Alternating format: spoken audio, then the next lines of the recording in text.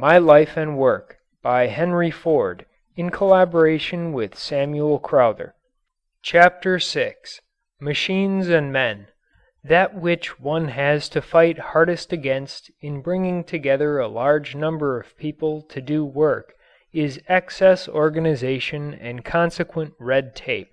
To my mind, there is no bent of mind more dangerous than that which is sometimes described as the genius for organization. This usually results in the birth of a great big chart showing, after the fashion of a family tree, how authority ramifies. The tree is heavy with nice round berries, each of which bears the name of a man or of an office. Each man has a title and certain duties which are strictly limited by the circumference of his berry.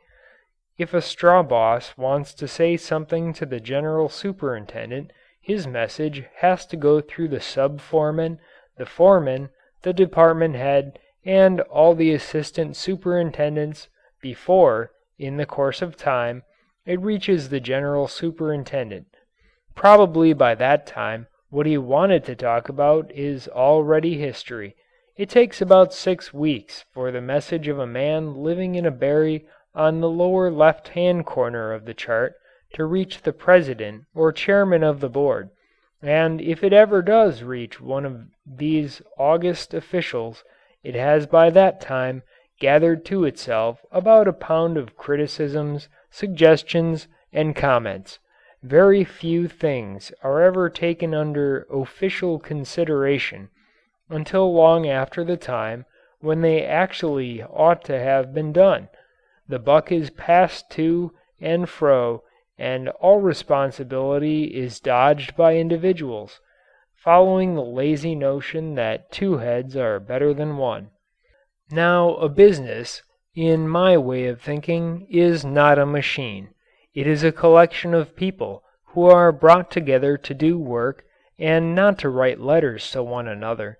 It is not necessary for any one department to know what any other department is doing.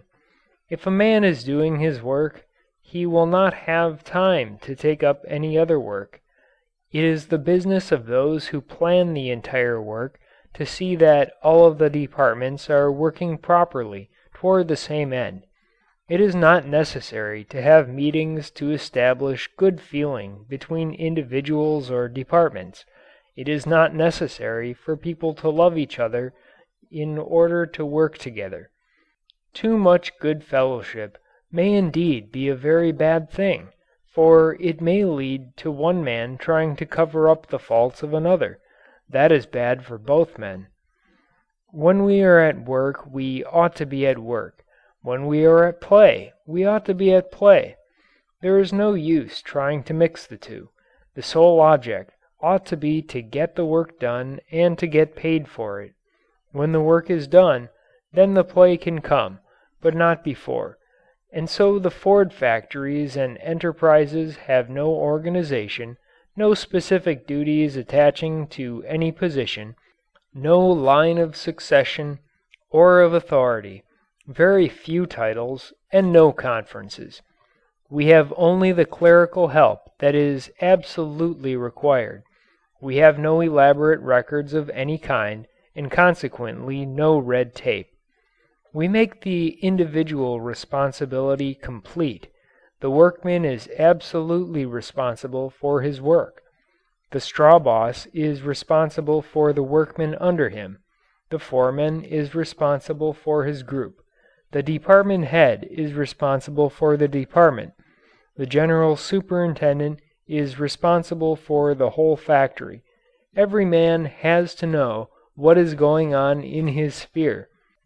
I say general superintendent. There is no such formal title. One man is in charge of the factory and has been for years. He has 2 men with him who, without in any way having their duties defined, have taken particular sections of the work to themselves.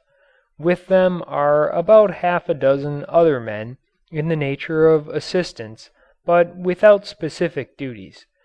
They have all made jobs for themselves. but there are no limits to their jobs.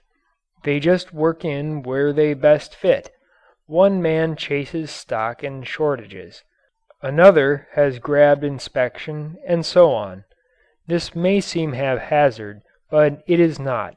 A group of men, wholly intent upon getting work done, have no difficulty in seeing that the work is done. They do not get into trouble about the limits of authority, because they are not thinking of titles. If they had offices and all that, they would shortly be giving up their time to office work, and to wondering why did they not have a better office than some other fellow. Because there are no titles and no limits of authority, there is no question of red tape or going over a man's head. Any workman can go to anybody, and so established has become this custom that a foreman does not get sore if a workman goes over him and directly to the head of the factory. The workman rarely ever does so, because a foreman knows as well as he knows his own name that if he has been unjust it will be very quickly found out, and he shall no longer be a foreman. One of the things that we will not tolerate is injustice of any kind. The moment a man starts to swell with authority, he is discovered, and he goes out, or goes back to a machine. A large amount of labor unrest comes from the unjust exercise of authority by those in subordinate positions, and I am afraid that in far too many manufacturing institutions it is really not possible for a workman to get a square deal. The work and the work alone controls us. That is one of the reasons why we have no titles. Most men can swing a job, but they are floored by a title. The effect of a title is very peculiar. It has been used too much as a sign of emancipation from work.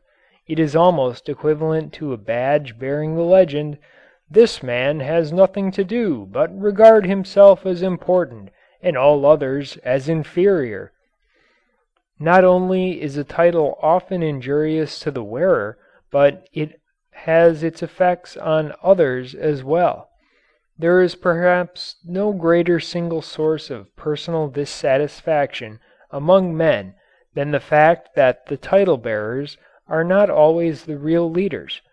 Everybody acknowledges a real leader, a man who is fit to plan and command, and when you find a real leader who bears a title, you will have to inquire of someone else what his title is.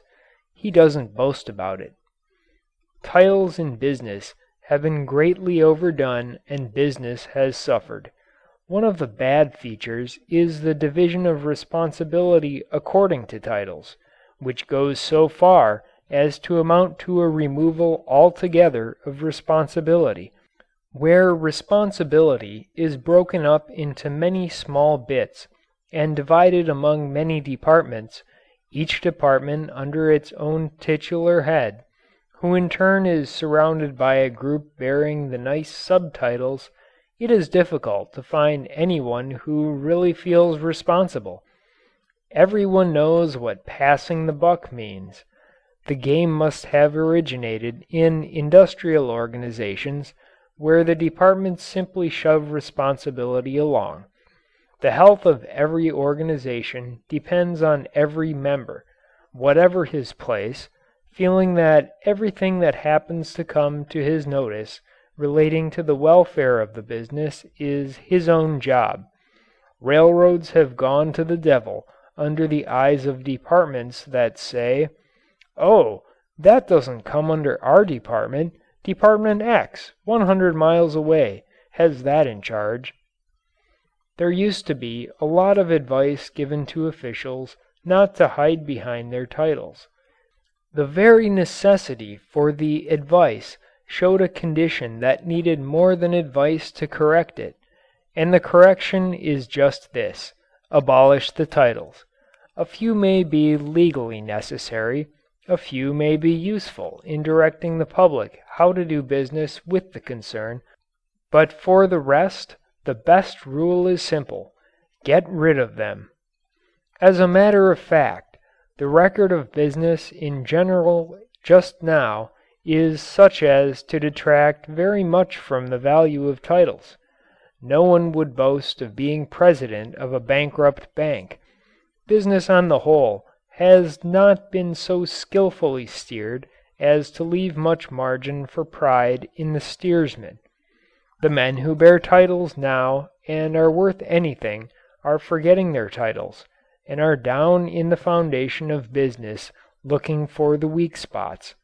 They are back again in the places from which they rose, trying to reconstruct from the bottom up. And when a man is really at work he needs no title. His work honors him. All of our men come into the factory or the offices through the employment departments. As I have said, we do not hire experts. Neither do we hire men on past experiences or for any position other than the lowest. Since we do not take a man on his past history, we do not refuse him because of his past history. I never met a man who was thoroughly bad. There is always some good in him, if he gets a chance. That is the reason we do not care in the least about a man's antecedents. We do not hire a man's history, we hire the man. If he has been in jail, that is no reason to say that he will be in jail again. I think, on the contrary, he is, if given a chance, very likely to make a special effort to keep out of jail. Our employment office does not bar a man for anything he has previously done. He is equally acceptable whether he has been in Sing Sing or at Harvard, and we do not even inquire from which place he has graduated. All that he needs is a desire to work. If he does not desire to work, it is very unlikely that he will apply for a position, for it is pretty well understood that a man in the Ford plant works. We do not, to repeat, care what a man has been. If he has gone to college, he ought to be able to go ahead faster, but he has to start at the bottom and prove his ability. Every man's future rests solely with himself. There is far too much loose talk about men being unable to obtain recognition. With us, every man is fairly certain to get the exact recognition he deserves. Of course, there are certain factors in the desire for recognition which must be reckoned with. The whole modern industrial system has swamped the desire so out of shape that it is now almost an obsession. There was a time when a man's personal advancement depended entirely and immediately upon his work, and not upon anyone's favor, but nowadays it often depends far too much upon the individual's good fortune in catching some influential eye. That is what we have successfully fought against. Men will work with the idea of catching somebody's eye. They will work with the idea that if they fail to get credit for what they have done, they might as well have done it badly or not have done it at all. Thus, the work sometimes becomes a secondary consideration. The job in hand, the article in hand, the special kind of service in hand, turns out to not be the principal job. The main work becomes personal advancement, a platform from which to catch somebody's eye. This habit of making the work secondary and the recognition primary is unfair to the work. It makes recognition and credit the real job. And this also has an unfortunate effect on the worker. It encourages a peculiar kind of ambition which is neither lovely nor productive. It produces the kind of man who imagines that by standing in with the boss he will get ahead. Every shop knows this kind of man, and the worst of it is there are some things in the present industrial system which make it appear that the game really pays. Foremen are only human. It is natural that they should be flattered by being made to believe that they hold the weal or woe of workmen in their hands. It is natural also that being open to flattery, their self-seeking subordinates should flatter them still more to obtain and profit by their favor. That is why I want as little as possible of the personal element. It is particularly easy for any man who never knows it all to go forward to a higher position with us. Some men will work hard, but they do not possess the capacity to think, and especially to think quickly. Such men get as far as their ability deserves. A man may, by his industry, deserve advancement, but it cannot be possibly given him unless he also has a certain element of leadership. This is not a dream world we are living in. I think that every man in the shaking down process of our factory eventually lands about where he belongs. We are never satisfied with the way that everything is done in any part of the organization. We always think it ought to be done better, and that eventually it will be done better. The spirit of crowding forces the man who has the qualities for a higher place eventually to get it. He perhaps would not get the place if at any time the organization, which is a word I do not like to use, became fixed, so that there would be routine steps and dead man's shoes. But we have so few titles that a man who ought to be doing something better than he is doing very soon gets to doing it. He is not restrained by the fact that there is no position ahead of him open, for there are no positions. We have no cut and dried places. Our best men make their places.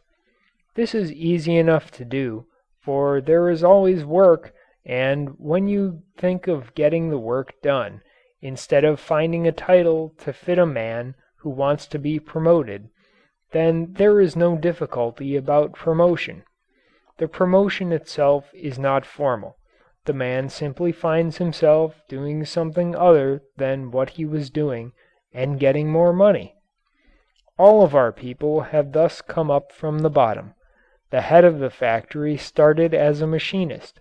The man in charge of the big River Rouge plant began as a pattern maker. Another man overseeing one of the principal departments started as a sweeper. There is not a single man anywhere in the factory who did not simply come in off the street. Everything that we have developed has been done by men who have qualified themselves with us. We fortunately did not inherit any traditions, and we are not founding any. If we have a tradition, it is this: everything can always be done better than it is being done. That pressing always to do work better and faster solves nearly every factory problem. A department gets its standing on its rate of production. The rate of production and the cost of production are distinct elements. The foremen and superintendents would only be wasting time were they to keep a check on the costs in their departments. There are certain costs, such as the rate of wages, the overhead, the price of materials, and the like, which they could not in any way control, so they do not bother about them. What they can control is the rate of production in their own departments. The rating of a department is gained by dividing the number of parts produced by the number of hands working. Every foreman checks his own department daily. He carries the figures always with him. The superintendent has a tabulation of all the scores. If there is something wrong in a department, the output score shows it at once. The superintendent makes inquiries, and the foreman looks alive. A considerable part of the incentive to better methods is directly traceable to this simple rule of thumb method of rating production. The foreman need not be a cost accountant. He is no better a foreman for being one. His charges are the machines and the human beings in his department. When they are working at their best, he has performed his service. The rate of his production is his guide. There is no reason for him to scatter his energies over collateral subjects. This rating system simply forces a foreman to forget personalities, to forget everything other than the work in hand. If he should select the people he likes instead of the people who can do the best work, his department record will quickly show up that fact. There is no difficulty in picking out men. They pick themselves out because, although one hears a great deal about the lack of opportunity for advancement, the average workman is more interested in a steady job than he is in advancement. Scarcely more than 5% of those who work for wages, while they have the desire to receive more money, have also the willingness to accept the additional responsibility and the additional work which goes with the higher places. Only about 25% are even willing to be straw bosses, and most of them take that position because it carries with it more pay than working on a machine. Men of a more mechanical turn of mind, but with no desire for responsibility, go into the tool-making departments where they receive considerably more pay than in production proper. But the vast majority of men want to stay put. They want to be led. They want to have everything done for them and to have no responsibility. Therefore, in spite of the great mass of men, the difficulty is not to discover men to advance, but men who are willing to be advanced. The accepted theory is that all people are anxious for advancement, and a great many pretty plans have been built up from that. I can only say that we do not find that to be the case. The Americans in our employ do want to go ahead, but they by no means do always want to go clear through to the top. The foreigners, generally speaking, are content to stay as straw bosses. Why all of this is, I do not know. I am giving the facts. As I have said, everyone in the place reserves an open mind as to the way in which every job is being done. If there is any fixed theory, any fixed rule, it is that no job is being done well enough. The whole factory management is always open to suggestion, and we have an informal suggestion system by which any workman can communicate any idea that comes to him and get action on it. The saving of a cent per piece may be distinctly worthwhile. The saving of 1 cent on a part at our present rate of production represents $12,000 a year. 1 cent saved on each part would amount to millions a year. Therefore, in comparing savings, the calculations are carried out to the thousandth place of a cent. If the new way suggested shows a saving and the cost of making the change will pay for itself within a reasonable time, say within 3 months, the change is made practically as of course. These changes are by no means limited to improvements which will increase production or decrease cost. A great many, perhaps most of them, are in the line of making the work easier. We do not want any hard, man-killing work about the place, and there is now very little of it. And usually it so works out that adopting the way which is easier on the men also decreases the cost. There is most intimate connection between decency and good business. We also investigate down to the last decimal whether it is cheaper to make or to buy a part. The suggestions come from everywhere. The Polish workmen seem to be the cleverest of all of the foreigners in making them. One, who could not speak English, indicated that if the tool in his machine were set at a different angle it might wear longer. As it was, it lasted only 4 or 5 cuts. He was right, and a lot of money was saved in grinding. Another Pole, running a drill press, rigged up a little fixture to save handling the part after drilling. That was adopted generally and a considerable saving resulted. The men often try out little attachments of their own because, concentrating on one thing, they can, if they have a mind that way, usually devise some improvement. The cleanliness of a man's machine also, although cleaning a machine is no part of his duty, is usually an indication of his intelligence. Here are some of the suggestions.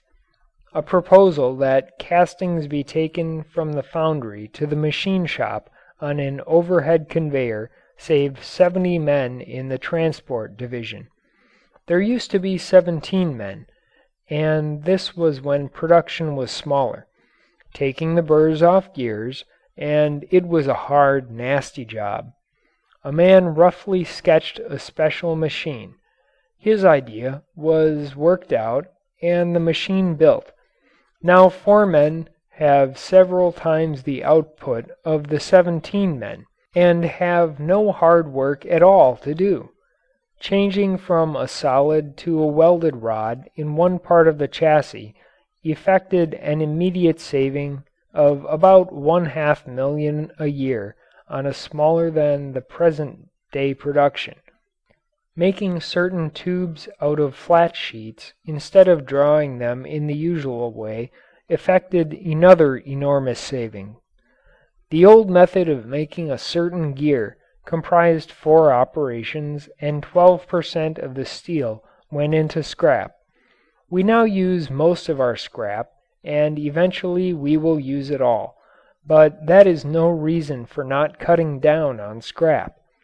The mere fact that all waste is not a dead loss is no excuse for permitting waste. One of the workmen devised a very simple new method for making this gear in which the scrap was only 1%. Again, the camshaft was to have heat treatment in order to make the surface hard. The camshafts always came out of the heat treat oven somewhat warped, and even back in 1918 we employed 37 men just to straighten the shafts. Several of our men experimented for about a year and finally worked out a new form of oven in which the shafts could not warp. In 1921, with the production much larger than in 1918, we employed only 8 men in the whole operation.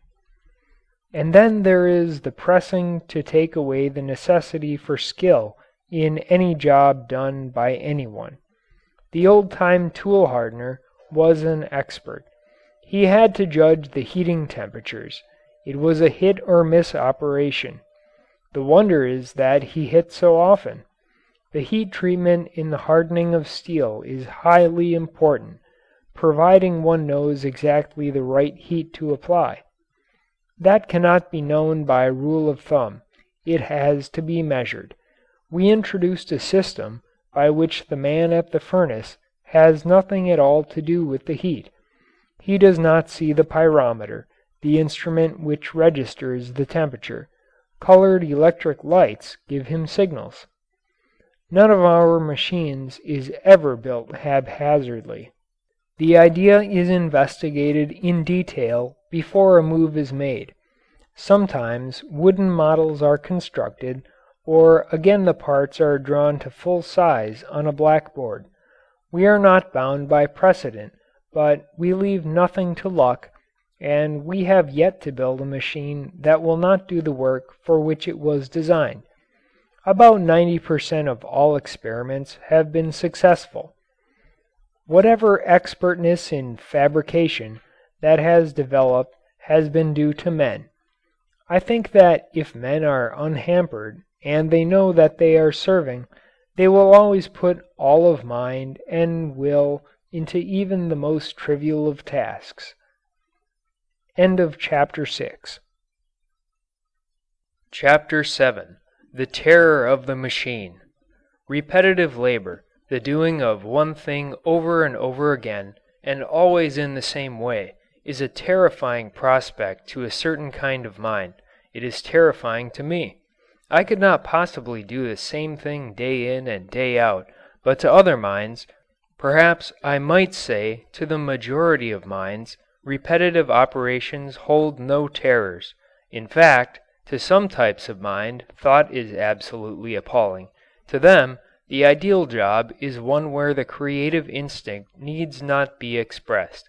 The jobs where it is necessary to put in mind as well as muscle have very few takers. We always need men who like a job because it is difficult.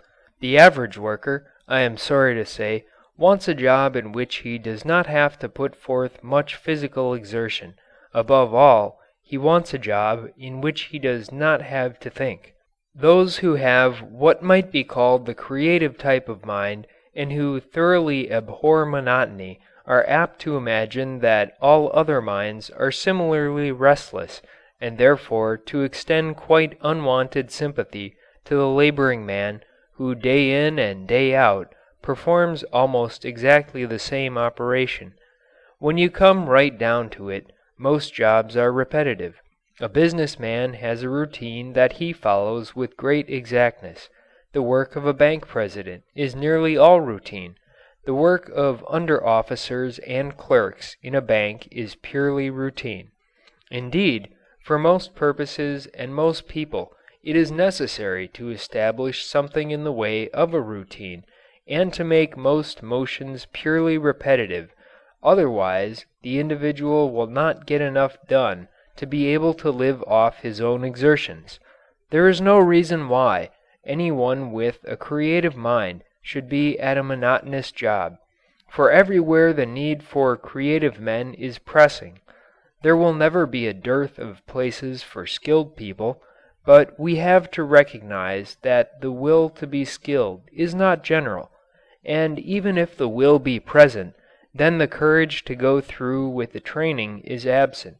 One cannot become skilled by mere wishing. There are far too many assumptions about what human nature ought to be and not enough research into what it is. Take the assumption that creative work can be undertaken only in the realm of vision. We speak of creative artists in music, painting, and the other arts. We seemingly limit their creative functions to productions that may be hung on gallery walls or played in concert halls, or otherwise displayed where idle and fastidious people gather to admire each other's culture. But if a man wants a field for vital creative work, let him come where he is dealing with higher laws than those of sound, or line, or color. Let him come where he may deal with the laws of personality. We want artists in industrial relationship. We want masters in industrial method, both from the standpoint of the producer and the product. We want those who can mold the political, social, industrial, and moral mass into a sound and shapely whole. We have limited the creative faculty too much and have used it for too trivial ends. We want men who can create the working design for all that is right and good and desirable in our life. Good intentions plus well thought out working designs can be put into practice and can be made to succeed. It is possible to increase the well-being of the working man, not by having him do less work, but by aiding him to do more. If the world will give its attention and interest and energy to the making of plans that will profit the other fellow as he is, then such plans can be established on a practical working basis. Such plans will endure, and they will be far the most profitable both in human and financial values.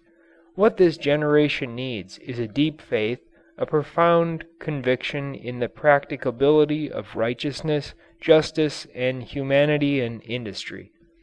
If we cannot have these qualities, then we were better off without industry. Indeed, If we cannot get those qualities, the days of industry are numbered. But we can get them. We are getting them. If a man cannot earn his keep without the aid of machinery, is it benefiting him to withhold that machinery because attendance upon it may be monotonous, and let him starve? Or is it better to put him in the way of a good living? Is a man the happier for starving? If he is the happier for using a machine to less than its capacity, is he happier for producing less than he might, and consequently getting less than his share of the world's goods in exchange? I have not been able to discover that repetitive labor injures a man in any way. I have been told by parlor experts that repetitive labor is soul, as well as body destroying, but that has not been the result of our investigations. There was one case of a man who all day long did little but step on a treadle release. He thought that the motion was making him one-sided. The medical examination did not show that he had been affected, but, of course, he was changed to another job that used a different set of muscles. In a few weeks he asked for his old job again. It would seem reasonable to imagine that going through the same set of motions daily for 8 hours would produce an abnormal body, but we have never had a case of it. We shift men wherever they ask to be shifted, and we should like regularly to change them. That would be entirely feasible if only the men would have it that way. They do not like changes which they do not themselves suggest. Some of the operations are undoubtedly monotonous, so monotonous that it seems scarcely possible that any man would care to continue long at the same job. Probably the most monotonous task in the whole factory is one in which a man picks up a gear with a steel hook, shakes it in a vat of oil, then turns it into a basket. The motion never varies.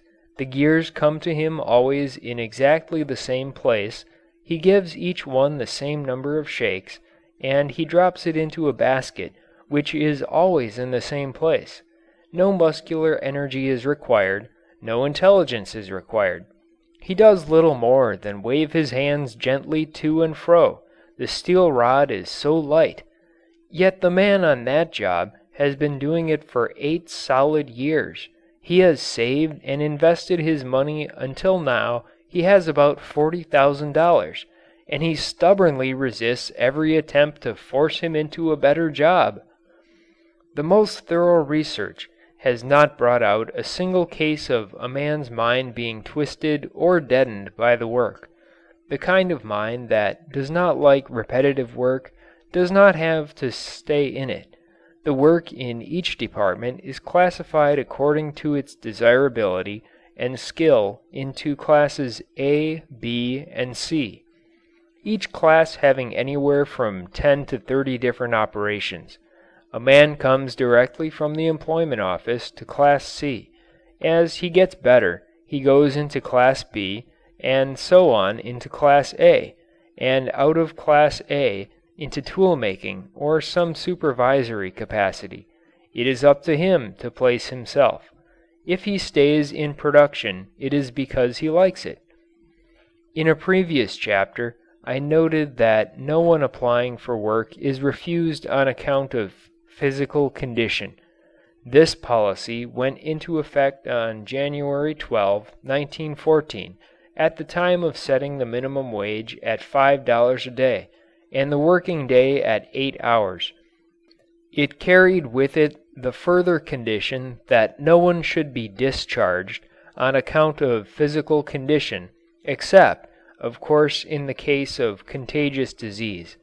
I think that if an industrial institution is to fill its whole role, it ought to be possible for a cross-section of its employees to show about the same proportions as a cross-section of a society in general. We have always with us the maimed and the halt. There is a most generous disposition to regard all of these people who are physically incapacitated for labor as a charge on society, and to support them by charity. There are cases where I imagine that the support must be charity, as, for instance, an idiot, but those cases are extraordinarily rare, and we have found it possible, among the great number of different tasks that must be performed somewhere in the company, to find an opening for almost anyone and on the basis of production. The blind man or cripple can, in the particular place to which he is assigned, perform just as much work and receive exactly the same pay as a wholly able-bodied man would. We do not prefer cripples, but we have demonstrated that they can earn full wages. It would be quite outside the spirit of what we are trying to do to take on men because they were crippled, pay them at a lower wage, and be content with a lower output. That might be directly helping the men, but it would not be helping them in the best way. The best way is always the way by which they can be put on a productive par with able-bodied men. I believe that there is very little occasion for charity in this world, that is, charity in the sense of making gifts. Most certainly business and charity cannot be combined. The purpose of a factory is to produce, and it ill serves the community in general unless it does produce to the utmost of its capacity.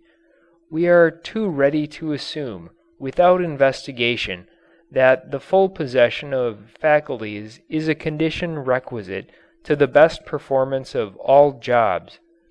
To discover just what was the real situation, I had all of the different jobs in the factory classified to the kind of machine and work, whether the physical labor involved was light, medium, or heavy, whether it were a wet or dry job, and if not, with what kind of fluid, whether it were clean or dirty, near an oven or a furnace, the condition of the air, whether one or both hands had to be used, whether the employee stood or sat down at his work, whether it was noisy or quiet, whether it required accuracy, whether the light was natural or artificial, the number of pieces that had to be handled per hour, the weight of the material handled, and the description of the strain upon the worker.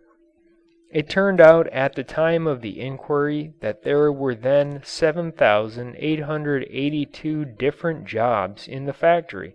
Of these, 949 were classified as heavy work requiring strong, able-bodied, and practically physically perfect men. 3,338 required men of ordinary physical development and strength.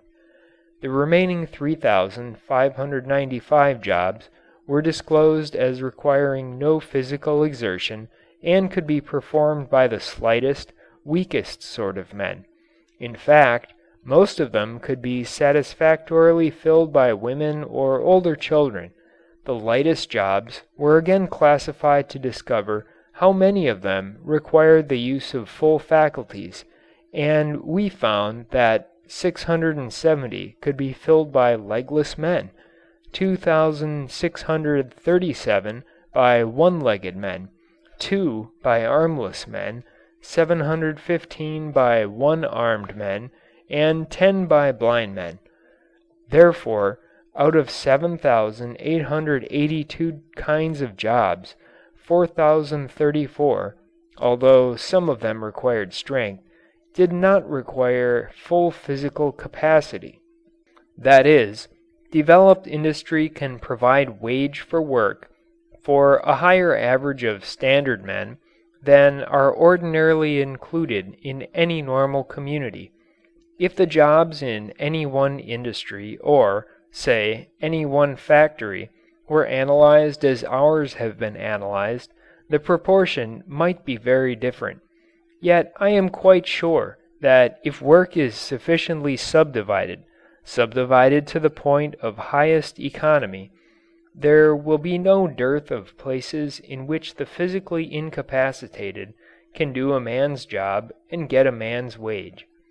It is economically most wasteful to accept crippled men as charges and then to teach them trivial tasks like the weaving of baskets or some other form of unremunerative hand labor in the hope, not of aiding them to make a living, but of preventing despondency. When a man is taken on by the employment department, the theory is to put him into a job suited to his condition.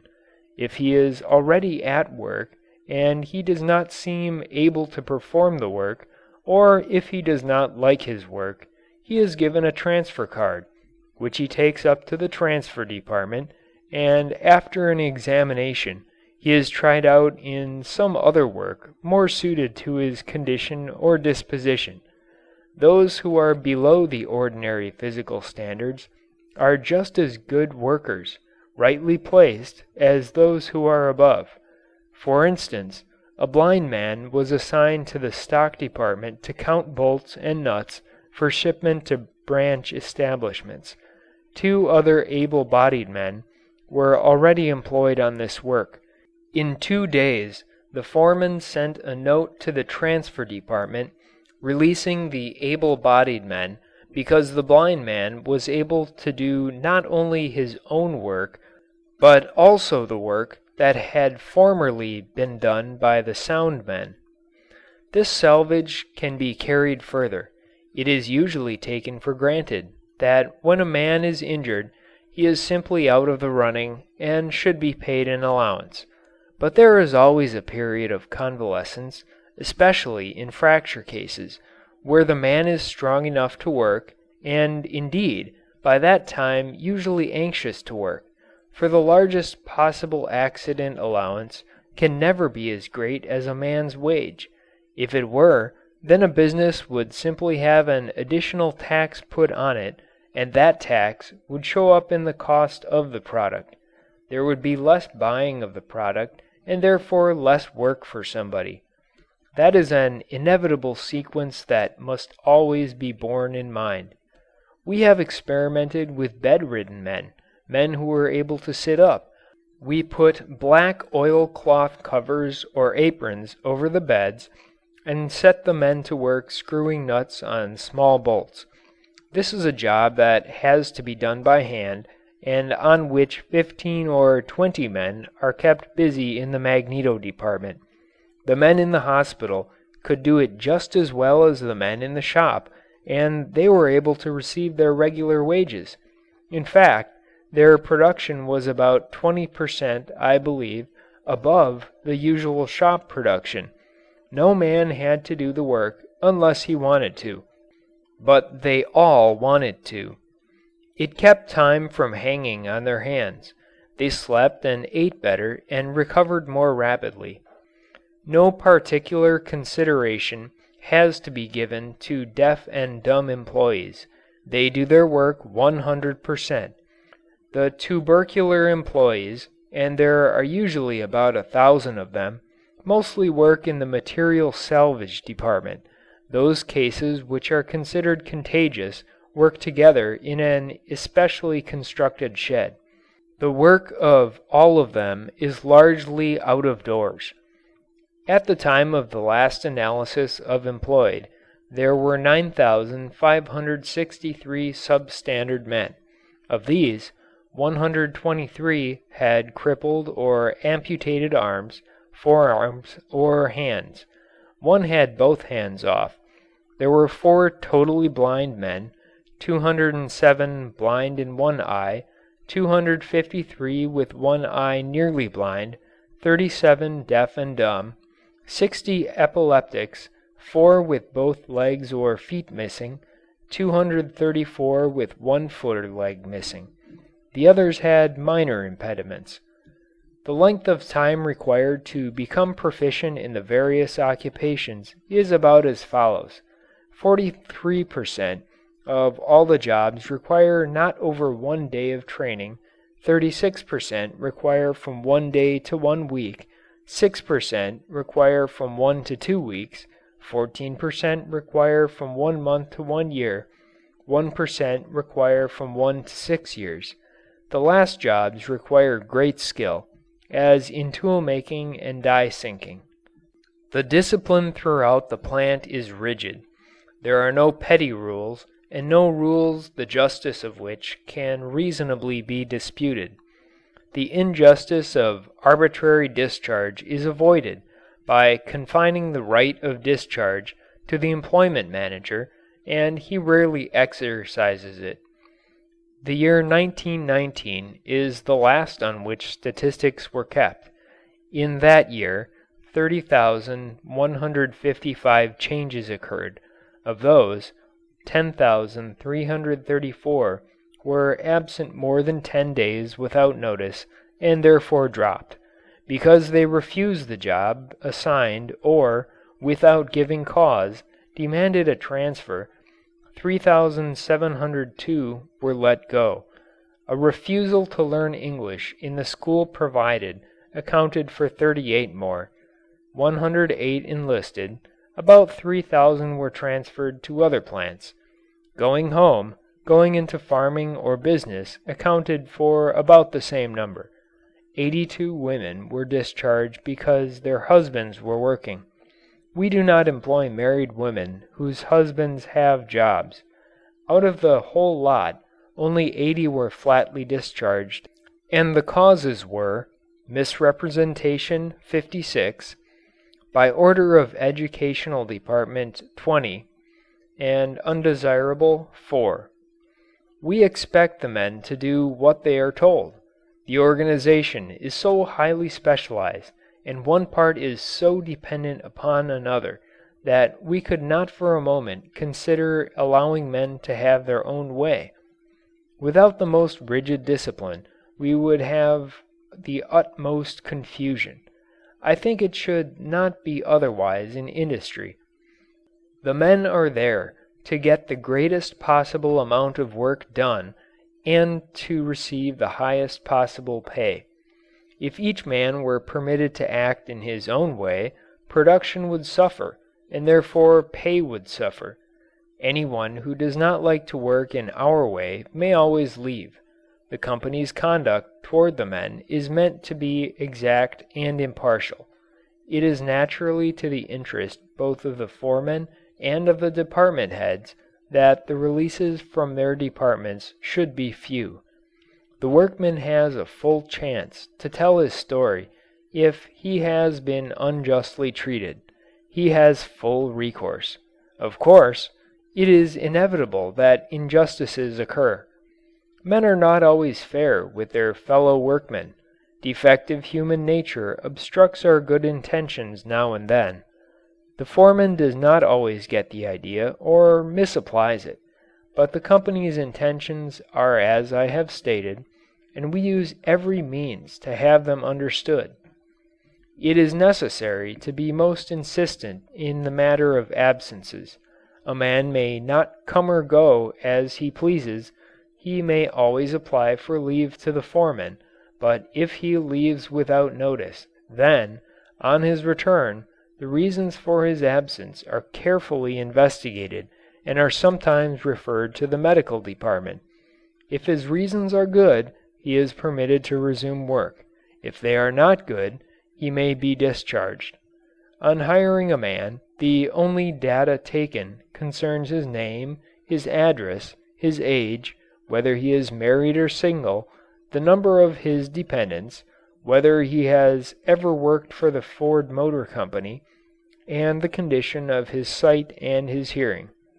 No questions are asked concerning what the man has previously done, but we have what we called the better advantage notice, by which a man who has had a trade before he came to us files a notice with the employment department stating what the trade was. In this way, when we need specialists of any kind, we can get them right out of production.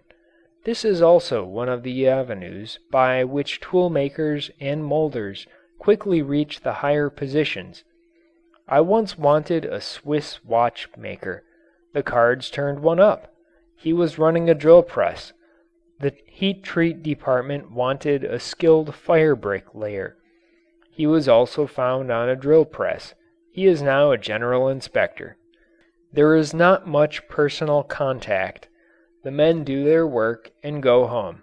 A factory is not a drawing room. But we try to have justice and, where there may be little in the way of handshaking, we have no professional handshakers. Also, we try to prevent opportunity for petty personalities. We have so many departments that the place is almost a world in itself. Every kind of man can find a place somewhere in it. Take fighting between men. Men will fight, and usually fighting is a cause for discharge on the spot. We find that does not help the fighters. It merely gets them out of our sight. So the foremen have become rather ingenious in devising punishments that will not take anything away from the man's family and which require no time at all to administer. One point that is absolutely essential to high capacity as well as to humane production is a clean, well-lighted, and well-ventilated factory. Our machines are placed very close together. Every foot of floor space in the factory carries, of course, the same overhead charge. The consumer must pay the extra overhead and the extra transportation involved in having machines even 6 inches farther apart than they have to be. We measure on each job the exact amount of room that a man needs. He must not be cramped. That would be waste. But if he and his machine occupy more space than is required, that is also waste. This brings our machines closer together than in probably any other factory in the world. To a stranger, they may seem piled right on top of one another, but they are scientifically arranged, not only in the sequence of operations, but to give every man and every machine every square inch that he requires and, if possible, not a square inch, and certainly not a square foot, more than he requires. Our factory buildings are not intended to be used as parks. The close placing requires a maximum of safeguards and ventilation. Machine safeguarding is a subject all of itself.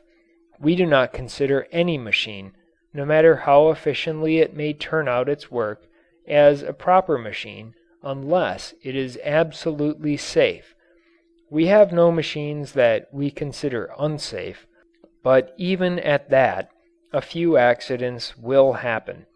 Every accident, no matter how trivial, is traced back by a skilled man employed solely for that purpose, and a study is made of the machine to make that same accident in the future impossible. When we put up the other buildings, we did not understand so much about ventilation as we do today. In all the later buildings, the supporting columns are made hollow, and through them the bad air is pumped out and the good air introduced. A nearly even temperature is kept everywhere the year round, and, during daylight, there is nowhere the necessity for artificial light. Something like 700 men are detailed exclusively to keeping the shops clean, the windows washed, and all of the paint fresh. The dark corners which invite expectoration are painted white. One cannot have morale without cleanliness. We tolerate makeshift cleanliness no more than makeshift methods. No reason exists why factory work should be dangerous. If a man has worked too hard or through too long hours, he gets into a mental state that invites accidents. Part of the work of preventing accidents is to avoid this mental state.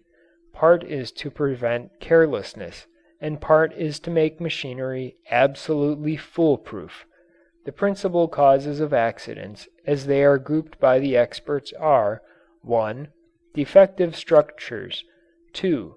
Defective machines. 3. Insufficient room. 4. Absence of safeguards. 5.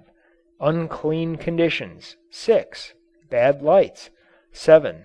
Bad air. 8. Unsuitable clothing. 9. Carelessness. 10. ignorance. 11. Mental condition. 12. Lack of cooperation.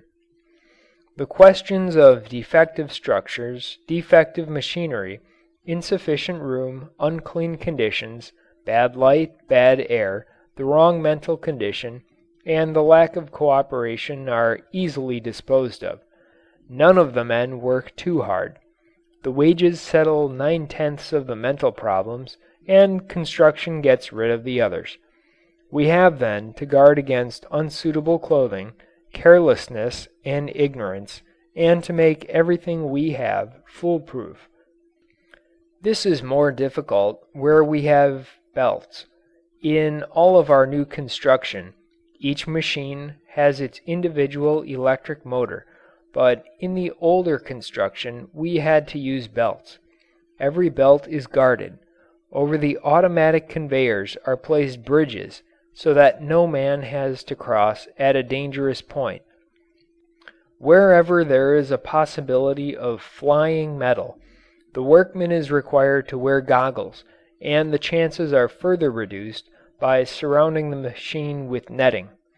Around hot furnaces we have railings.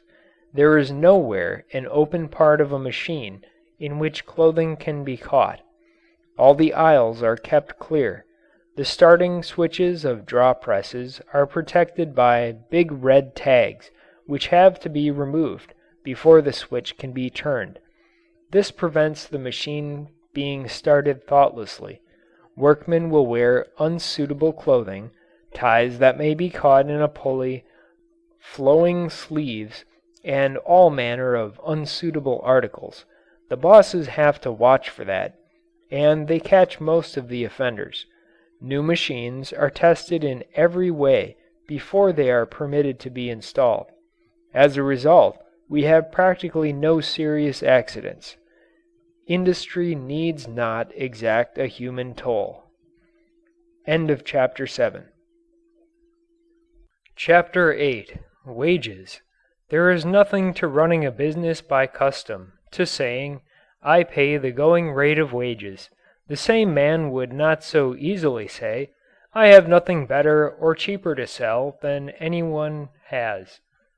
No manufacturer in his right mind would contend that buying only the cheapest materials is the way to make certain of manufacturing the best article. Then why do we hear so much talk about the liquidation of labor and the benefits that will flow to the country from cutting wages, which means only the cutting of buying power and the curtailing of the home market?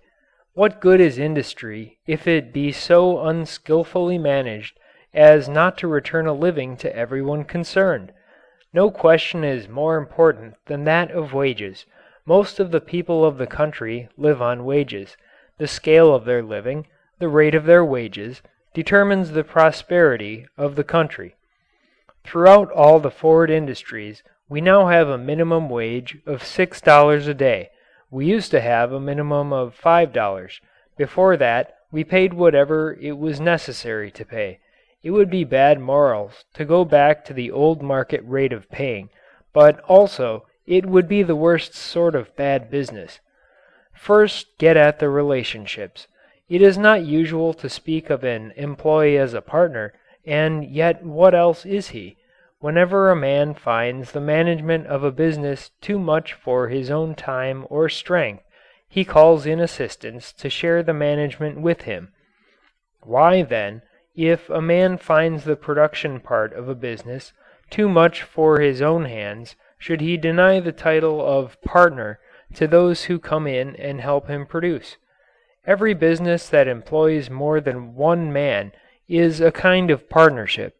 The moment a man calls for assistance in the business, even though the assistant be but a boy, that moment he has taken a partner. He may himself be sole owner of the resources of the business and sole director of its operations, but only while he remains sole manager and sole producer can he claim complete independence. No man is independent as long as he has to depend on another man to help him. It is a reciprocal relation. The boss is the partner of his worker, the worker is partner of his boss, and such being the case, it is useless for one group or the other to assume that it is the one indispensable unit. Both are indispensable. The one can become unduly assertive only at the expense of the other, and eventually at its own expense as well. It is utterly foolish for capital or for labor to think of themselves as groups. They are partners. When they pull and haul against each other, they simply injure the organization in which they are partners and from which both draw support. It ought to be the employer's ambition, as leader, to pay better wages than any similar line of business, and it ought to be the workman's ambition to make this possible. Of course, there are men in all shops who seem to believe that if they do their best, it will be only for the employer's benefit, and not at all for their own. It is a pity that such a feeling should exist, but it does exist, and perhaps it has some justification. If an employer urges men to do their best, and the men learn after a while that their best does not bring any reward, then they naturally drop back into getting by. But if they see the fruits of hard work in their pay envelope, proof that harder work means higher pay, then also they begin to learn that they are a part of the business, and that its success depends on them and their success depends on it. What ought the employer to pay? What ought the employee to receive? These are but minor questions. The basic question is, what can the business stand? Certainly no business can stand outgo that exceeds income. When you pump water out of a well at a faster rate than the water flows in, the well goes dry, and when the well runs dry, those who depend on it go thirsty. And if, perchance, they imagine they can pump one well dry and then jump to some other well, it is only a matter of time when all the wells will be dry. There is now a widespread demand for more justly divided rewards, but it must be recognized that there are limits to rewards. The business itself sets the limits. You cannot distribute $150,000 out of a business that brings in only $100,000. The business limits the wages, but does anything limit the business? The business limits itself by following bad precedents. If men, instead of saying, "The employer ought to do thus and so," would say, "The business ought to be so stimulated and managed that it can do thus and so," they would get somewhere. Because only the business can pay wages. Certainly the employer cannot, unless the business warrants. But if that business does warrant higher wages, and the employer refuses, what is to be done? As a rule, a business means the livelihood of too many men to be tampered with. It is criminal to assassinate a business to which large numbers of men have given their labors and to which they have learned to look as their field of usefulness and their source of livelihood. Killing the business by a strike or a lockout does not help.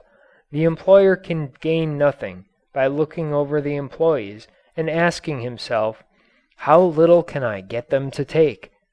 Nor the employee by glaring back and asking, "How much can I force him to give?" Eventually both will have to turn to the business and ask, "How can this industry be made safe and profitable so that it will be able to provide a sure and comfortable living for all of us?" But by no means all employers or all employees will think straight. The habit of acting short-sightedly is a hard one to break. What can be done? Nothing. No rules or laws will effect the changes, but enlightened self-interest will. It takes a little while for enlightenment to spread, but spread it must, for the concern in which both employer and employees work to the same end of service is bound to forge ahead in business. What do we mean by high wages, anyway? We mean a higher wage than was paid 10 months or 10 years ago. we do not mean a higher wage than ought to be paid. Our high wages of today may be low wages 10 years from now. If it is right for the manager of a business to try to make it pay larger dividends, it is quite as right that he should try to make it pay higher wages. But it is not the manager of the business who pays the high wages. Of course, if he can and will not, then the blame is on him. But he alone can never make high wages possible. High wages cannot be paid unless the workmen earn them. Their labor is the productive factor. It is not the only productive factor. Poor management can waste labor and material and nullify the efforts of labor. Labor can nullify the results of good management. But in a partnership of skilled management and honest labor, it is the workman who makes high wages possible. He invests his energy and skill, and if he makes an honest, wholehearted investment, high wages ought to be his reward. Not only has he earned them, but he has had a big part in creating them. It ought to be clear, however, that the high wage begins down in the shop. If it is not created there, it cannot get into pay envelopes. There will never be a system invented which will do away with the necessity of work. Nature has seen to that. Idle hands and minds were never intended for any one of us. Work is our sanity, our self-respect, our salvation. So far from being a curse, work is the greatest blessing. Exact social justice flows only out of honest work. The man who contributes much should take away much. Therefore, no element of charity is present in the paying of wages. The kind of workman who gives the business the best that is in him is the best kind of workman a business can have, and he cannot be expected to do this indefinitely without proper recognition of his contribution. The man who comes to the day's job feeling that no matter how much he may give, it will not yield him enough of a return to keep him beyond want is not in shape to do his day's work. He is anxious and worried, and it all reacts to the detriment of his work. But if a man feels that his day's work is not only supplying his basic need, but is also giving him a margin of comfort and enabling him to give his boys and girls their opportunity and his wife some pleasure in life, then his job looks good to him, and he is free to give it of his best. This is a good thing for him and a good thing for the business. The man who does not get a certain satisfaction out of his day's work is losing the best part of his pay. For the day's work is a great thing, a very great thing. It is at the very foundation of the world. It is the basis of our self-respect. And the employer ought constantly to put in a harder day's work than any of his men. The employer who is seriously trying to do his duty in the world must be a hard worker. He cannot say, "I have so many thousand men working for me." The fact of the matter is that so many thousand men have been working for them, and the better they work, the busier they keep him disposing of their products. Wages and salaries are in fixed amounts, and this must be so in order to have a basis to figure on. Wages and salaries are a sort of profit sharing fixed in advance, but it often happens that when the business of the year is closed, it is discovered that more can be paid, and then more ought to be paid. When we are all in the business working together, we all ought to have some share in the profits, by way of a good wage, or salary, or added compensation. And that is beginning now quite generally to be recognized. There is now a definite demand that the human side of business be elevated to a position of equal importance with the material side, and that is going to come about. It is just a question whether it is going to be brought about wisely, in a way that will conserve the material side which now sustains us, or unwisely and in such a way as shall take from us all the benefit of the work of the past years. Business represents our national livelihood. It reflects our economic progress and gives us our place among other nations. We do not want to jeopardize that. What we want is a better recognition of the human element in business. And surely it can be achieved without dislocation, without loss to anyone, indeed with an increase of benefit to every human being. And the secret of all of it is in a recognition of human partnership. Until each man is absolutely sufficient unto himself, needing the services of no other human being in any capacity whatever, we shall never get beyond the need of partnership. Such are the fundamental truths of wages. They are partnership distributions. When can a wage be considered adequate? How much of a living is reasonably to be expected from work? Have you ever considered what a wage does or ought to do? To say that it should pay the cost of living is to say almost nothing. The cost of living depends largely upon the efficiency of production and transportation, and the efficiency of these is the sum of the efficiencies of the management and the workers. Good work, well managed, ought to result in high wages and low living costs. If we attempt to regulate wages on living costs, we get nowhere. The cost of living is a result, and we cannot expect to keep a result constant if we keep altering the factors which produce the result. When we try to regulate wages according to the cost of living, we are imitating a dog chasing his tail, and anyhow, who is competent to say just what kind of living we shall base the costs on?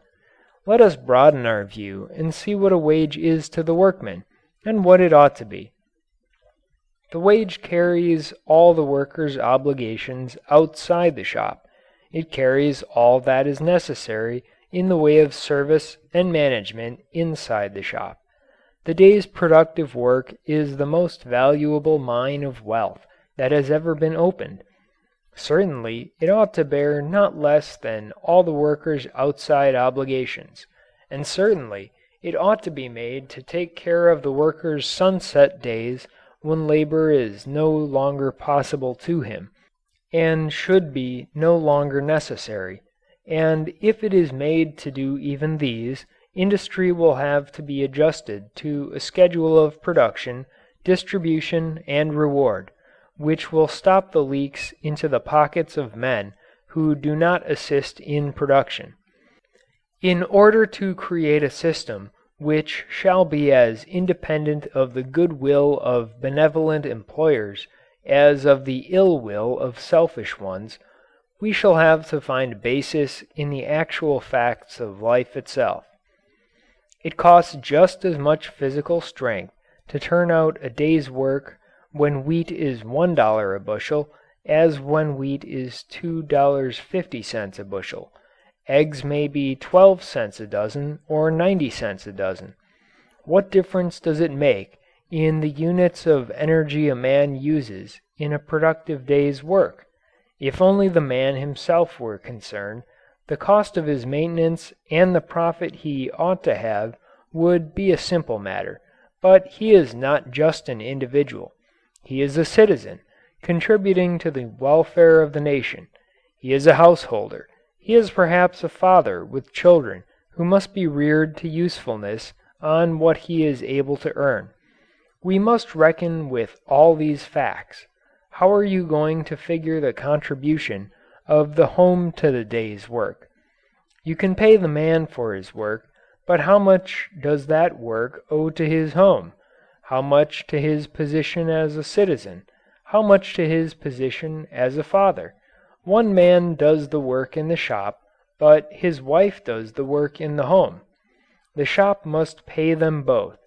On what system of figuring is the home going to find its place on the cost sheets of the day's work?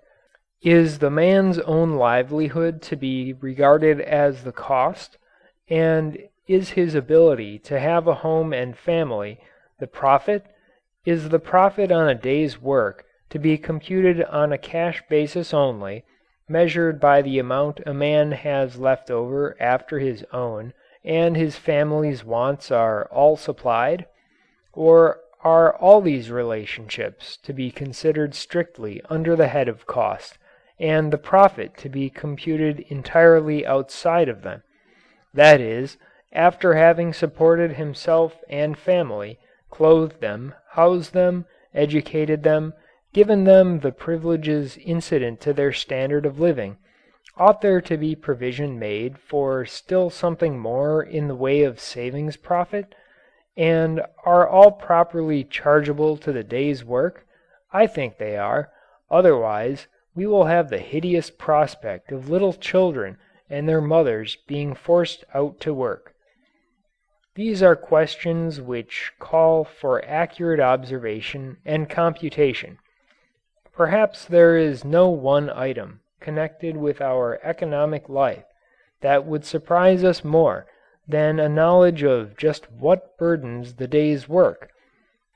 It is perhaps possible accurately to determine, albeit with considerable interference with the day's work itself, how much energy the day's work takes out of a man, but it is not at all possible accurately to determine how much it will require to put back that energy into him against the next day's demands. Nor is it possible to determine how much of that expended energy he will never be able to get back at all. Economics has never yet devised a sinking fund for the replacement of the strength of a worker. It is possible to set up a kind of sinking fund in the form of old age pensions. But pensions do not attend to the profit which each day's labor ought to yield in order to take care of all life's overhead, of all physical losses, and of the inevitable deterioration of the manual worker. The best wages that have up to date ever been paid are not nearly as high as they ought to be. Business is not yet sufficiently well organized, and its objectives are not yet sufficiently clear to make it possible to pay more than a fraction of the wages that ought to be paid. That is part of the work we have before us. It does not help toward a solution to talk about abolishing the wage system and substituting communal ownership.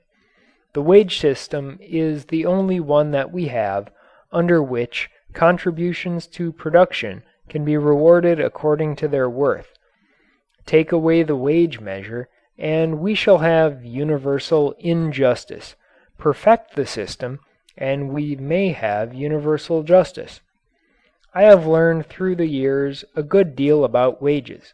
I believe in the first place that, all other considerations aside, our own sales depend in a measure upon the wages we pay. If we can distribute high wages, then that money is going to be spent, and it will serve to make storekeepers and distributors and manufacturers and workers in other lines more prosperous, and their prosperity will be reflected in our sales. Country-wide high wages spell country-wide prosperity, provided, however, the higher wages are paid for higher production. Paying high wages and lowering production is starting down the incline toward dull business. It took us some time to get our bearings on wages, and it was not until we had gone thoroughly into production on Model T that it was possible to figure out what wages ought to be. Before then, we had had some profit sharing. We had at the end of each year, for some years past, divided a percentage of our earnings with the employees. For instance, as long ago as 1909, we distributed $80,000 on the basis of years of service. A one-year man received 5% of his year's wages, a 2-year man 7.5%, and a 3-year man 10%. The objection to that plan was that it had no direct connection with the day's work. A man did not get his share until long after his work was done, and then it came to him almost in the way of a present. It is always unfortunate to have wages tinged with charity. And then, too, the wages were not scientifically adjusted to the jobs. The man in job A might get one rate and the man in job B a higher rate, while as a matter of fact job A might require more skill or exertion than job B. A great deal of inequity creeps into wage rates unless both the employer and the employee know that the rate paid has been arrived at by something better than a guess. Therefore, starting about 1913, we had time studies made of all the thousands of operations in the shops. By a time study, it is possible theoretically to determine what a man's output should be. Then, making large allowances, it is further possible to get at a satisfactory standard output for a day and, taking into consideration the skill, to arrive at a rate which will express with fair accuracy the amount of skill and exertion that goes into a job, and how much is to be expected from the man in the job in return for the wage. Without scientific study, the employer does not know why he is paying a wage, and the worker does not know why he is getting it. On the time figures, all of the jobs in our factory were standardized and rates set. We do not have piecework. Some of the men are paid by the day, and some are paid by the hour. But in practically every case, there is a required standard output below which a man is not expected to fall. Were it otherwise, neither the workmen nor ourselves would know whether or not wages were being earned. There must be a fixed day's work before a real wage can be paid. Watchmen are paid for presence. Workmen are paid for work.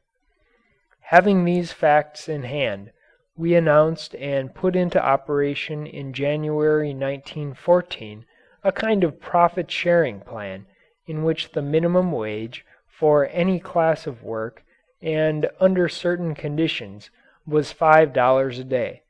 At the same time, we reduced the working day to 8 hours. It had been 9, and the week to 48 hours. This was entirely a voluntary act. All of our wage rates have been voluntary. It was to our way of thinking an act of social justice, and in the last analysis we did for our own satisfaction of mind.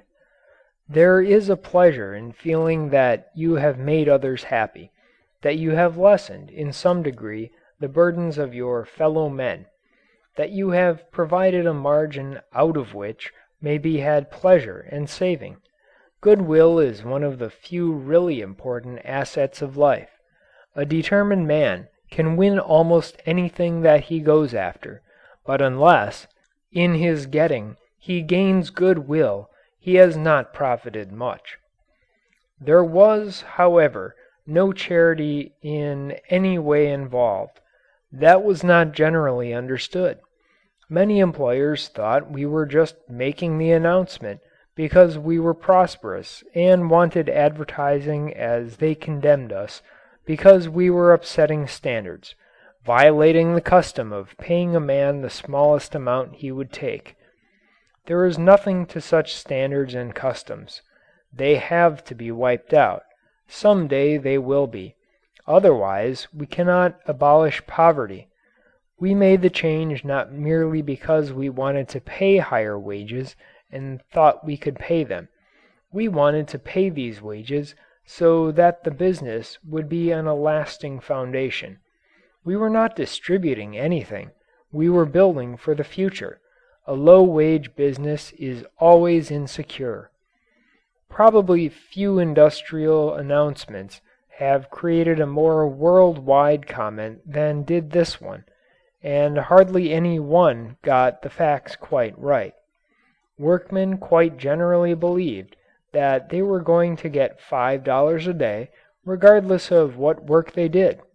The facts were somewhat different from the general impression.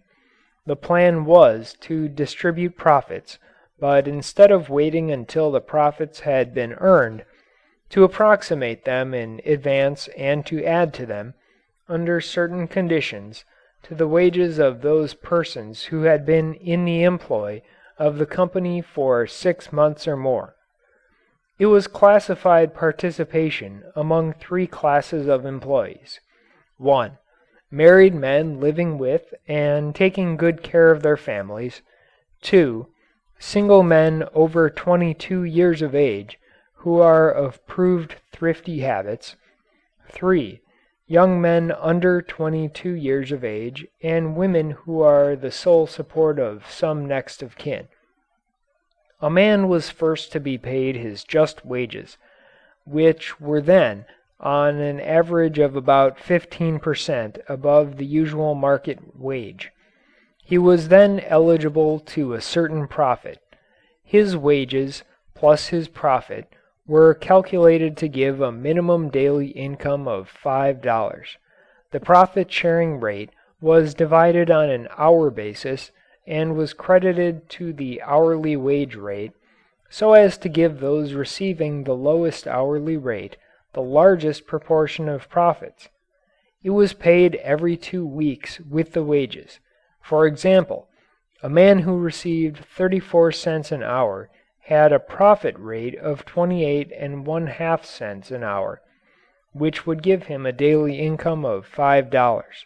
A man receiving 54 cents an hour would have a profit rate of 21 cents an hour, which would give him a daily income of $6. It was a sort of prosperity sharing plan, but on conditions. The man and his home had to come up to certain standards of cleanliness and citizenship. Nothing paternal was intended. A certain amount of paternalism did develop, and that is one reason why the whole plan and the social welfare development were readjusted. But in the beginning, the idea was that there should be a very definite incentive to better living, and that the very best incentive was a money premium on proper living. A man who is living all right will do his work all right, and then, too, we wanted to avoid the possibility of lowering the standard of work through an increased wage. It was demonstrated in wartime that too quickly increasing a man's pay sometimes increases only his cupidity and therefore decreases his earning power. If, in the beginning, we had simply put the increase in the pay envelopes, then very likely the work standards would have broken down. The pay of about half the men was doubled in the new plan. It might have been taken as easy money. The thought of easy money breaks down work. There is a danger in too rapidly raising the pay of any man, whether he previously received $1 or $100 a day. In fact, if the salary of a $100 a day man were increased overnight to $300 a day, he would probably make a bigger fool of himself than the working man whose pay is increased from $1 to $3 an hour. The man with the larger amount of money has larger opportunity to make a fool of himself. In this first plan, the standards insisted upon were not petty, although sometimes they may have been administered in a petty fashion. We had about 50 investigators in the social department. The standard of common sense among them was very high indeed, but it is impossible to assemble 50 men equally endowed with common sense. They erred at times. One always hears about the errors. It was expected that in order to receive the bonus, married men should live with and take proper care of their families. We had to break up the evil custom among many of the foreign workers of taking in boarders, of regarding their homes as something to make money out of rather than as a place to live in. Boys under 18 received a bonus if they supported the next of kin. Single men who lived wholesomely shared. The best evidence that the plan was essentially beneficial is the record. When the plan went into effect, 60% of the workers immediately qualified to share. At the end of 6 months, 78% were sharing, and at the end of 1 year, 87%. Within a year and one half, only a fraction of 1% failed to share. The large wage had other results. In 1914, when the first plan went into effect, we had 14,000 employees, and it had been necessary to hire at the rate of about 53,000 a year in order to keep a constant force of 14,000. In 1915, we had to hire only 6,508 men, and the majority of these new men were taken on because of the growth of the business. With the old turnover of labor and our present force, we should have to hire at the rate of nearly 200,000 men a year, which would be pretty nearly an impossible proposition. Even with the minimum of instruction that is required to master almost any job in our place, we cannot take on a new staff each morning, or each week, or each month, for although a man may qualify for acceptable work at an acceptable rate of speed within 2 or 3 days, he will be able to do more after a year's experience than he did at the beginning.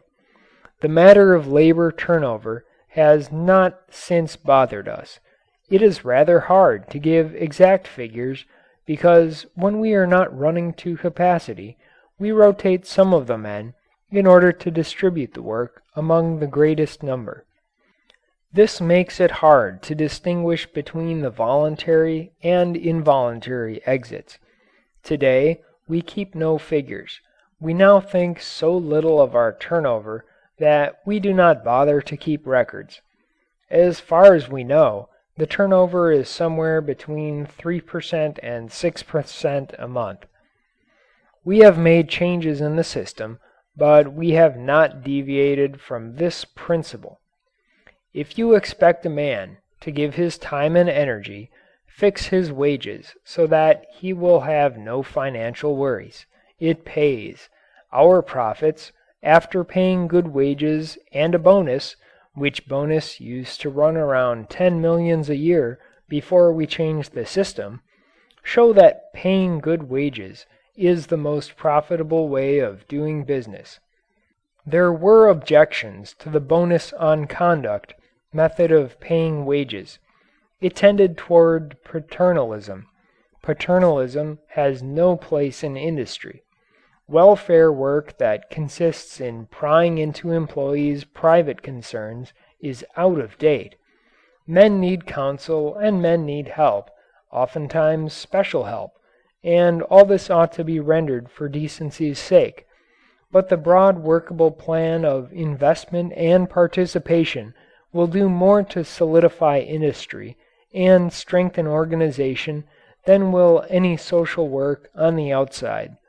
Without changing the principle, we have changed the method of payment. End of Chapter 8. Chapter 9. Why not always have good business? The employer has to live by the year. The workman has to live by the year. But both of them, as a rule, work by the week.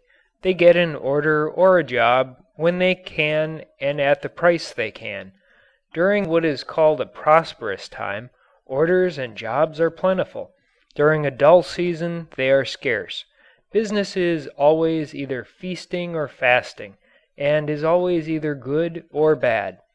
Although there is never a time when everyone has too much of this world's goods, when everyone is too comfortable or too happy, there come periods when we have the astounding spectacle of a world hungry for goods and an industrial machine hungry for work, and the two, the demand and the means of satisfying it, held apart by a money barrier.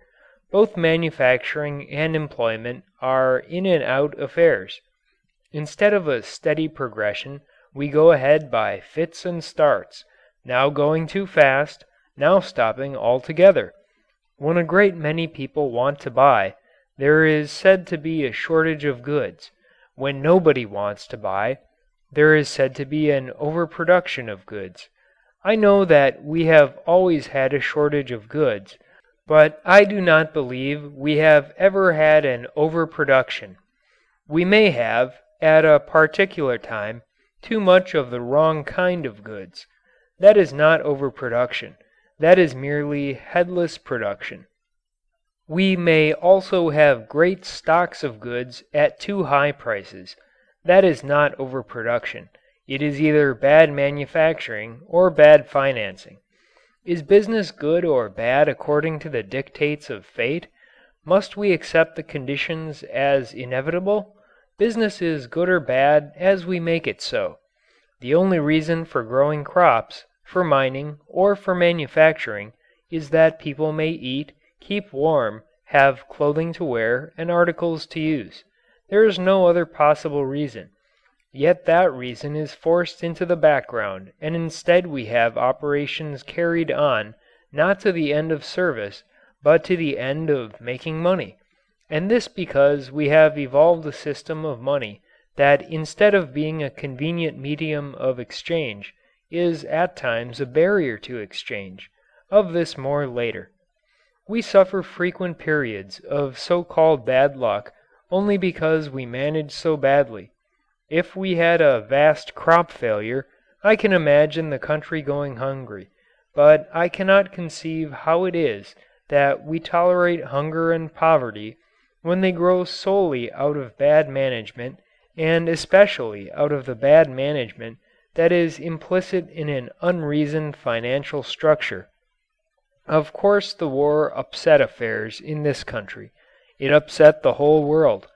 There would have been no war had management been better, but the war alone is not to blame. The war showed up a great number of the defects of the financial system, but more than anything else, it showed how insecure is business supported only by a money foundation.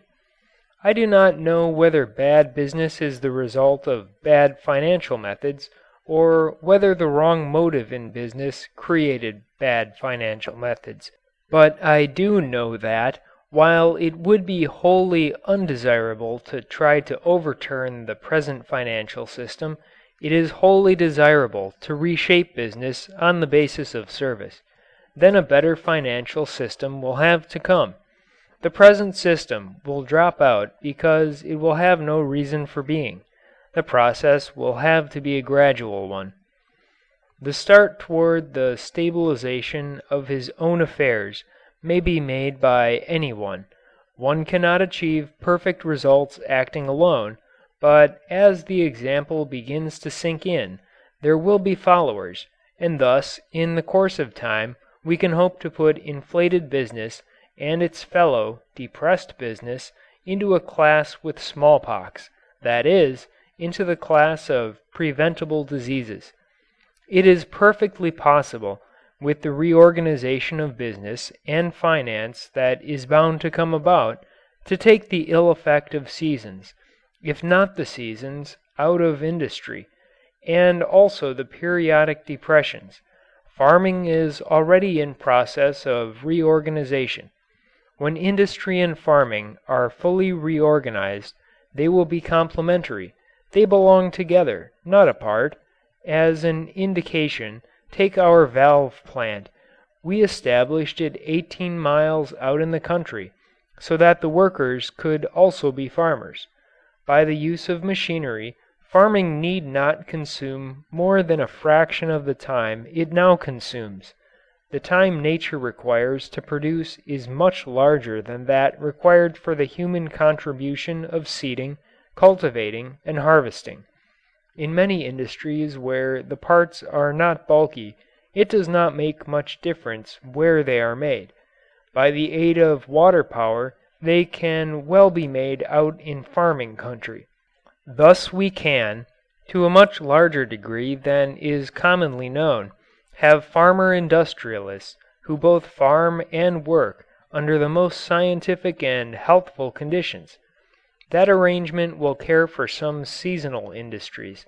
Others can arrange a succession of products according to the seasons and the equipment, and still others can, with more careful management, iron out their seasons. A complete study of any specific problem will show the way. The periodic depressions are more serious because they seem so vast as to be uncontrollable. Until the whole reorganization is brought about, they cannot be wholly controlled, but each man in business can easily do something for himself while benefiting his own organization in a very material way, also help others. The Ford production has not reflected good times or bad times. It has kept right on, regardless of conditions, excepting from 1917 to 1919, when the factory was turned over to war work. The year 1912 to 1913 was supposed to be a dull one, although now some call it normal. We all but doubled our sales. 1913 to 1914 was dull. We increased our sales by more than a third. The year 1920 to 1921 is supposed to have been one of the most depressed in history. We sold 1,250,000 cars, or about 5 times as many as in 1913 to 1914, the normal year. There is no particular secret in it. It is, as is everything else in our business, the inevitable result of the application of a principle which can be applied to any business. We now have a minimum wage of $6 a day paid without reservation. The people are sufficiently used to high wages to make supervision unnecessary. The minimum wage is paid just as soon as a worker has qualified in his production, which is a matter that depends upon his own desire to work. We have put our estimate of profits into the wage and are now paying higher wages than during the boom times after the war. But we are, as always, paying them on the basis of work. And that the men do work is evidenced by the fact that although $6 a day is the minimum wage, about 60% of the workers receive above the minimum. The $6 is not a flat, but a minimum wage. Consider first the fundamentals of prosperity. Progress is not made by pulling off a series of stunts. Each step has to be regulated. A man cannot expect to progress without thinking. Take prosperity. A truly prosperous time is when the largest number of people are getting all they can legitimately eat and wear and are in every sense of the word comfortable. It is the degree of the comfort of the people at large, not the size of the manufacturer's bank balance, that evidences prosperity. The function of the manufacturer is to contribute to this comfort. He is an instrument of society, and he can serve society only as he manages his enterprises so as to turn over to the public an increasingly better product at an ever decreasing price, and at the same time to pay to all those who have a hand in his business an ever increasing wage, based upon the work they do. In this way and in this way alone can a manufacturer or anyone in business justify his existence. We are not much concerned with the statistics and the theories of the economists on the recurring cycles of prosperity and depression. They call the periods when prices are high prosperous. A really prosperous period is not to be judged on the prices that manufacturers are quoting for articles. We are not concerned with combinations of words. If the prices of goods are above the incomes of the people, then get the prices down to the incomes. Ordinarily, business is conceived as starting with a manufacturing process and ending with a consumer. If that consumer does not want to buy what the manufacturer has to sell him and has not the money to buy it, then the manufacturer blames the consumer and says that business is bad. And thus, hitching the cart before the horse, he goes on his way lamenting. Isn't that nonsense? Does the manufacturer exist for the consumer, or does the consumer exist for the manufacturer? If the consumer will not, says he cannot, buy what the manufacturer has to offer, is that the fault of the manufacturer or the consumer? Or is nobody at fault? If nobody is at fault, then the manufacturer must go out of business. But what business ever started with the manufacturer and ended with the consumer? Where does the money to make the wheels go round come from? From the consumer, of course, and success in manufacture is based solely upon an ability to serve that consumer to his liking. He may be served by quality or he may be served by price. He is best served by the highest quality at the lowest price, and any man who can give to the consumer the highest quality at the lowest price is bound to be a leader in business, whatever the kind of an article he makes. There is no getting away from this. Then why flounder around waiting for good business? Get the costs down by better management. Get the prices down to the buying power. Cutting wages is the easiest and most slovenly way to handle the situation, not to speak of it being an inhuman way. It is, in effect, throwing upon labor the incompetency of the managers of the business. If we only knew it, every depression is a challenge to every manufacturer to put more brains into his business, to overcome by management what other people try to overcome by wage reduction. To tamper with wages before all else is changed is to evade the real issue. And if the real issue is tackled first, no reduction of wages may be necessary. That has been my experience. The immediate practical point is that, in the process of adjustment, someone will have to take a loss. And who can take a loss except those who have something which they can afford to lose? But the expression, take a loss, is rather misleading. Really, no loss is taken at all. It is only a giving up of a certain part of the past profits in order to gain more in the future. I was talking not long since with a hardware merchant in a small town. He said, "I expect to take a loss of $10,000 on my stock. But of course, you know, it isn't really like losing that much. We hardware men have had pretty good times. Most of my stock was bought at high prices, but I have already sold several stocks and had the benefit of them. Besides, the $10,000 which I say I will lose are not the same kind of dollars that I used to have. They are, in a way, speculative dollars. They are not the good dollars that bought 100 cents worth. So, though my loss may sound big, it is not big. And at the same time I am making it possible for the people in my town to go on building their houses without being discouraged by the size of the hardware item." He is a wise merchant. He would rather take less profit and keep business moving than keep his stock at high prices and bar the progress of his community. A man like that is an asset to a town. He has a clear head. He is better able to swing the adjustment through his inventory than through cutting down the wages of his delivery men through cutting down their ability to buy.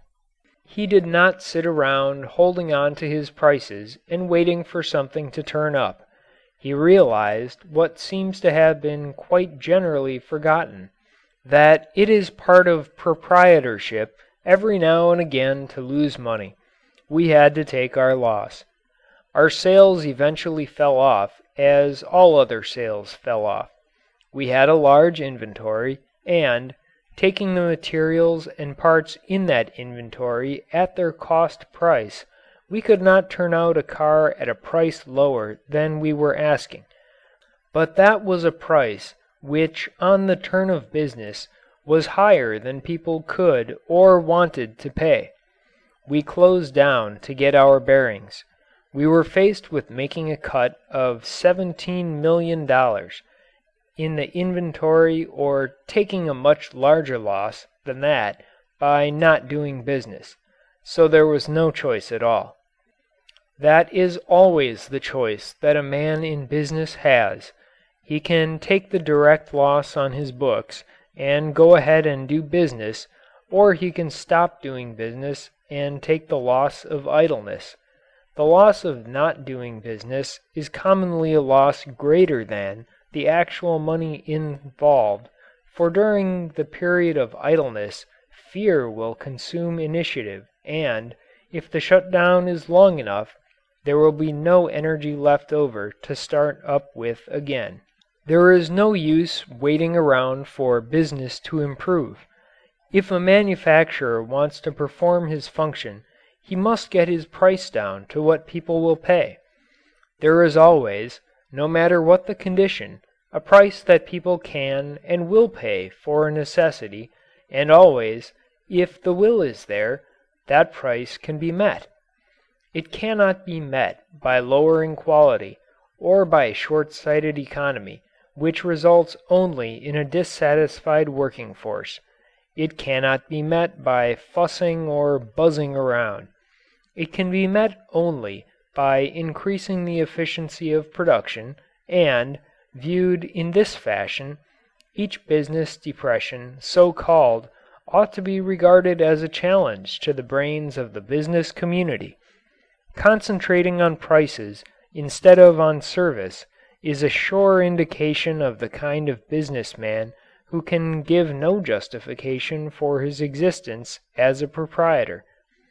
This is only another way of saying that sales should be made on the natural basis of real value, which is the cost of transmuting human energy into articles of trade and commerce. But that simple formula is not considered businesslike. It is not complex enough.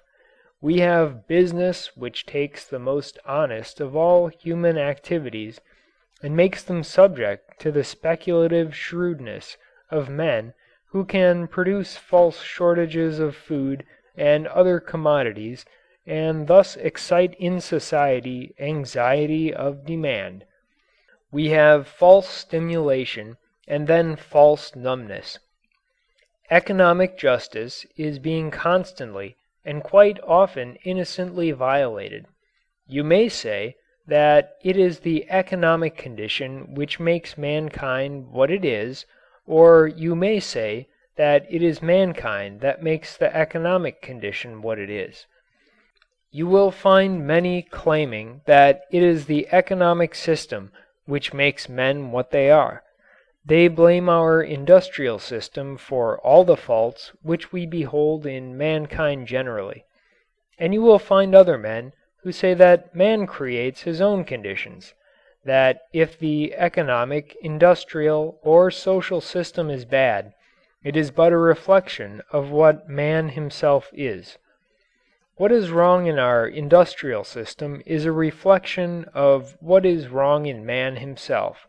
Manufacturers hesitate to admit that the mistakes of the present industrial methods are, in part at least, their own mistakes, systematized and extended. But take the question outside of a man's immediate concerns, and he sees the point readily enough. No doubt, with a less faulty human nature, a less faulty social system would have grown up. Or, if human nature were worse than it is, a worse system would have grown up. though probably a worse system would not have lasted as long as the present one has. But few will claim that mankind deliberately set out to create a faulty social system. Granting without reserve that all faults of the social system are in man himself, it does not follow that he deliberately organized his imperfections and established them. We shall have to charge a great deal up to ignorance. We shall have to charge a great deal up to innocence. Take the beginnings of our present industrial system. There was no indication of how it would grow. Every new advance was hailed with joy. No one ever thought of capital and labor as hostile interests. No one ever dreamed that the very fact of success would bring insidious dangers with it. And yet with growth, every imperfection latent in the system came out. A man's business grew to such proportions that he had to have more helpers than he knew by their first names. But that fact was not regretted. It was rather hailed with joy. And yet it has since led to an impersonal system wherein the workman has become something less than a person, a mere part of the system. No one believes, of course, that this dehumanizing process was deliberately invented. It just grew. It was latent in the whole early system, but no one saw it and no one could foresee it. Only prodigious and unheard of development could bring it to light. Take the industrial idea. What is it? The true industrial idea is not to make money. The industrial idea is to express a serviceable idea, to duplicate a useful idea by as many thousands as there are people who need it. To produce, to get a system that will reduce production to a fine art, to put production on such a basis as will provide means for expansion and the building of still more shops, the production of still more thousands of useful things, that is the real industrial idea. The negation of the industrial idea is the effort to make a profit out of speculation instead of out of work. There are short-sighted men who cannot see that business is bigger than any one man's interests. Business is a process of give and take, live and let live. It is cooperation among many forces and interests. Whenever you find a man who believes that business is a river whose beneficial flow ought to stop as soon as it reaches him, you find a man who thinks he can keep business alive by stopping its circulation. He would produce wealth by this stopping of the production of wealth. The principles of service cannot fail to cure bad business, which leads us into the practical application of the principles of service and finance. End of chapter 9. Chapter 10. How cheaply can things be made? No one will deny that if prices are sufficiently low, buyers will always be found, no matter what are supposed to be the business conditions. That is one of the elemental facts of business. Sometimes raw materials will not move, no matter how low the price. We have seen something of that during the last year, but that is because the manufacturers and the distributors were trying to dispose of high-cost stocks before making new engagements. The markets were stagnant, but not saturated with goods. What is called a saturated market is only one in which the prices are above the purchasing power. Unduly high prices are always a sign of unsound business, because they are always due to some abnormal condition. A healthy patient has a normal temperature. A healthy market has normal prices. High prices come about commonly by reason of speculation following the report of a shortage. Although there is never a shortage in everything, a shortage in just a few important commodities or even in one, serves to start speculation, or again, goods may not be short at all. An inflation of currency or credit will cause a quick bulge in apparent buying power and the consequent opportunity to speculate. There may be a combination of actual shortages and a currency inflation, as frequently happens during war. But in any condition of unduly high prices, no matter what the real cause, the people pay the high prices because they think there is going to be a shortage. They may buy bread ahead of their own needs, so as not to be left later in the lurch, or they may buy in the hope of reselling at a profit.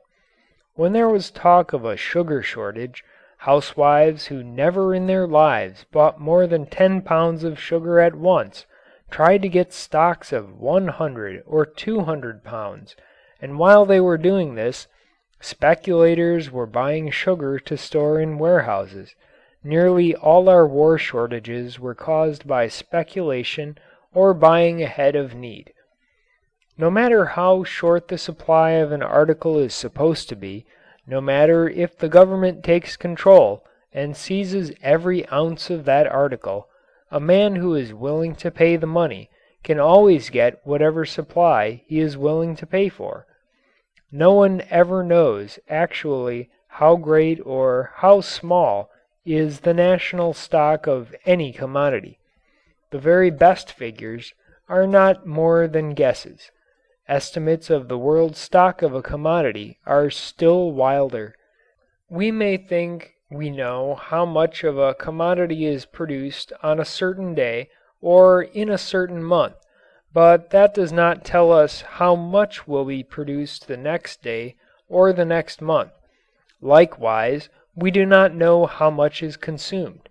By spending a great deal of money we might, in the course of time, get at fairly accurate figures on how much of a particular commodity was consumed over a period, but by the time those figures were compiled, they would be utterly useless, except for historical purposes, because in the next period the consumption might be double or half as much. People do not stay put. That is the trouble with all the framers of the socialistic and communistic and of all other plans for the ideal regulation of society. They all presume that people will stay put. The reactionary has the same idea. He insists that everyone ought to stay put. Nobody does, and for that I am thankful. Consumption varies according to the price and the quality, and nobody knows or can figure out what future consumption will amount to, because every time a price is lowered, a new stratum of buying power is reached. Everyone knows that, but many refuse to recognize it by their acts. When a storekeeper buys goods at a wrong price and finds they will not move, he reduces the price by degrees until they do move. If he is wise, instead of nibbling at the price and encouraging in his customers the hopes of even lower prices, he takes a great big bite out of the price and gets the stuff out of his place. Everyone takes a loss on some proposition of sales. The common hope is that after the loss there may be a big profit to make up for the loss. That is usually a delusion. The profit out of which the loss has to be taken must be found in the business preceding the cut. Anyone who was foolish enough to regard the high profits of the boom period as permanent profits got into financial trouble when the drop came. However, there is a belief, and a very strong one, that business consists of a series of profits and losses, and good business is one in which the profits exceed the losses. Therefore, some men reason that the best price to sell at is the highest price which might be had. That is supposed to be good business practice. Is it? We have not found so. We have found in buying materials that it is not worth while to buy for other than immediate needs. We buy only enough to fit into the plan of production, taking into consideration the state of transportation at the time. If transportation were perfect and an even flow of materials could be assured, it would not be necessary to carry any stock whatsoever. The carload of raw materials would arrive on schedule and in the planned order and amounts, and go from the railway cars into production.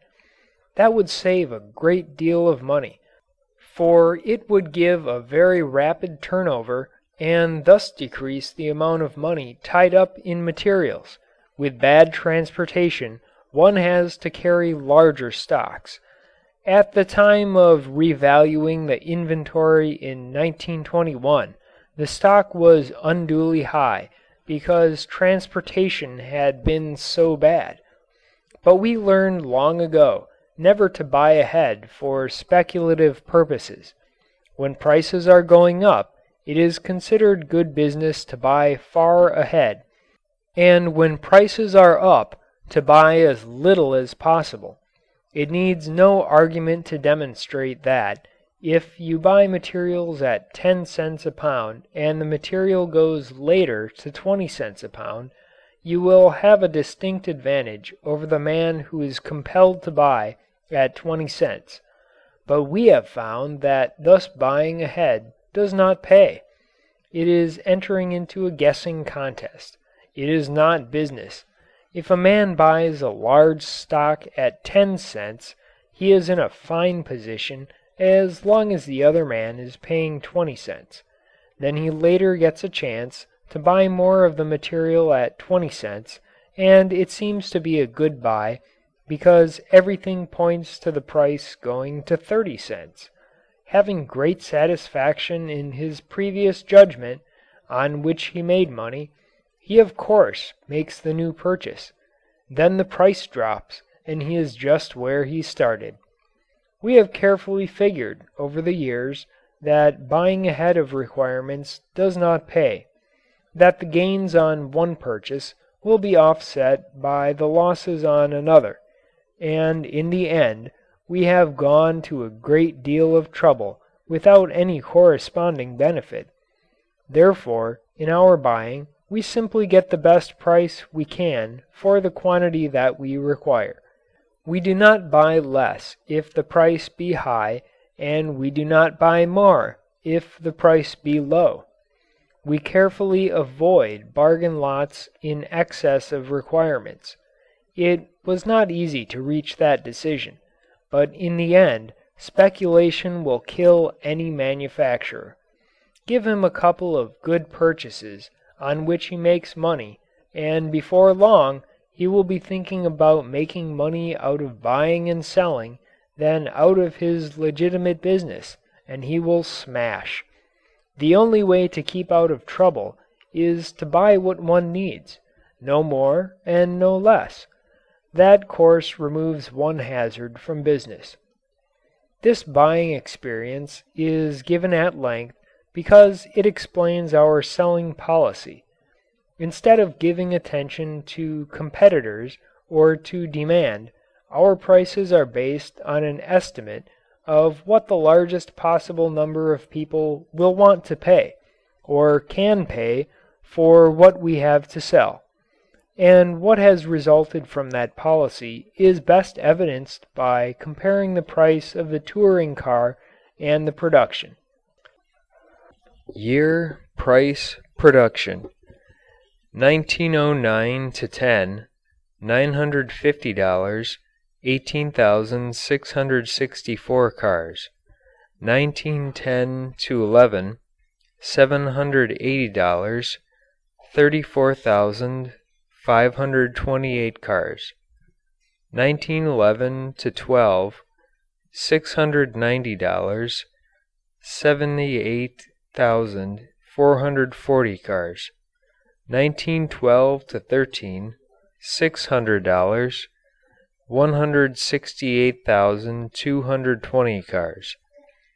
1913 to 14, $550, 248,307 cars. 1914 to 15, $490, 308,213 cars. 1915 to 16, $440, 533,921 cars. 1916 to 17, $360, 785,432 cars. 1917 to 18, $450, 706,584 cars. 1918 to 19, $525, 533,706 cars. The above 2 years were war years and the factory was in war work. 1919 to 20, $575 to $440, 996,660 cars. 1920 to 21, $440 to $355, 1,250,000 cars. The high prices of 1921 were, considering the financial inflation, not really high. At the time of writing, the price is $497. These prices are actually lower than they appear to be, because improvements in quality are being steadily made. We study every car in order to discover if it has features that might be developed and adapted. If anyone has anything better than we have, we want to know it. And for that reason, we buy one of every new car that comes out. Usually the car is used for a while, put through a road test, taken apart, and studied as to how and of what everything is made. Scattered about Dearborn, there is probably one of every make of car on earth. Every little while, when we buy a new car, it gets into the newspapers and somebody remarks that Ford doesn't use the Ford. Last year we ordered a big Lanchester, which is supposed to be the best car in England. It lay in our Long Island factory for several months, and then I decided to drive it to Detroit. There were several of us, and we had a little caravan. The Lanchester, a Packard, and a Ford or two. I happened to be riding in the Lanchester, passing through a New York town, and when the reporters came up, they wanted to know right away why I was not riding in a Ford. "Well, you see, it is this way," I answered. "I am on a vacation now. I am in no hurry. We do not care much when we get home. That is the reason I am not in the Ford. You know, we also have a line of Ford stories. Our policy is to reduce the price, extend the operations, and improve the article. You will notice that the reduction of price comes first. We have never considered any costs as fixed. Therefore, we first reduce the price to a point where we believe more sales will result. Then we go ahead and try to make the price. We do not bother about the costs. The new price forces the costs down. The more usual way is to take the costs and then determine the price. And although that method may be scientific in the narrow sense, it is not scientific in the broad sense. Because what earthly use is it to know the cost if it tells you you cannot manufacture at a price at which the article can be sold? But more to the point is the fact that, although one may calculate what a cost is, and of course all of our costs are carefully calculated, no one knows what a cost ought to be. One of the ways of discovering what a cost ought to be is to name a price so low as to force everybody in the place to the highest point of efficiency. The low price makes everybody dig for profits. We make more discoveries concerning manufacturing and selling under this forced method than by any method of leisurely investigation. The payment of high wages fortunately contributes to the low costs because the men become steadily more efficient on account of being relieved of outside worries. The payment of $5 a day for an 8-hour day was one of the finest cost-cutting moves we ever made, and the $6 day wage is cheaper than the 5. How far this will go, we do not know. We have always made a profit at the prices we have fixed, and, just as we have no idea how high wages will go, we also have no idea how low prices will go, but there is no particular use in bothering on that point. The tractor, for instance, was first sold for $750, then at $850, then at $625, and the other day we cut it 37% to $395. The tractor is not made in connection with the automobiles. No plant is large enough to make two articles. A shop has to be devoted to exactly one product in order to get the real economies.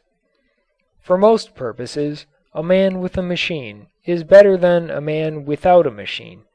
By the order of design of product and of manufacturing process, we were able to provide that kind of a machine which most multiplies the power of the hand, and therefore we give to that man a larger role of service, which means that he is entitled to a larger share of comfort. Keeping that principle in mind, we can attack waste with a definite objective. We will not put into our establishment anything that is useless.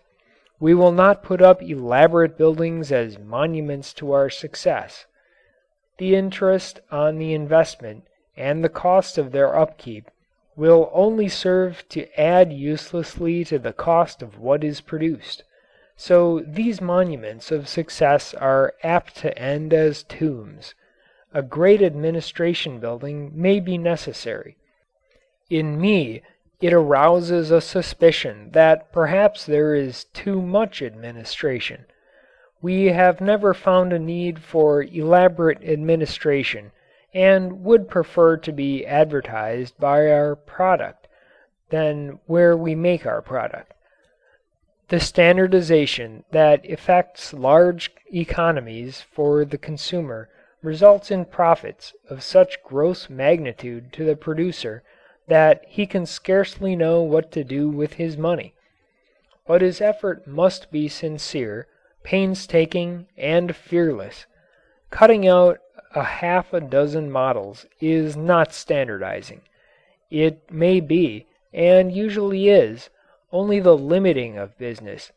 For if one is selling on the ordinary basis of profit, that is, on the basis of taking as much money away from the consumer as he will give up, then surely the consumer ought to have a wide range of choice.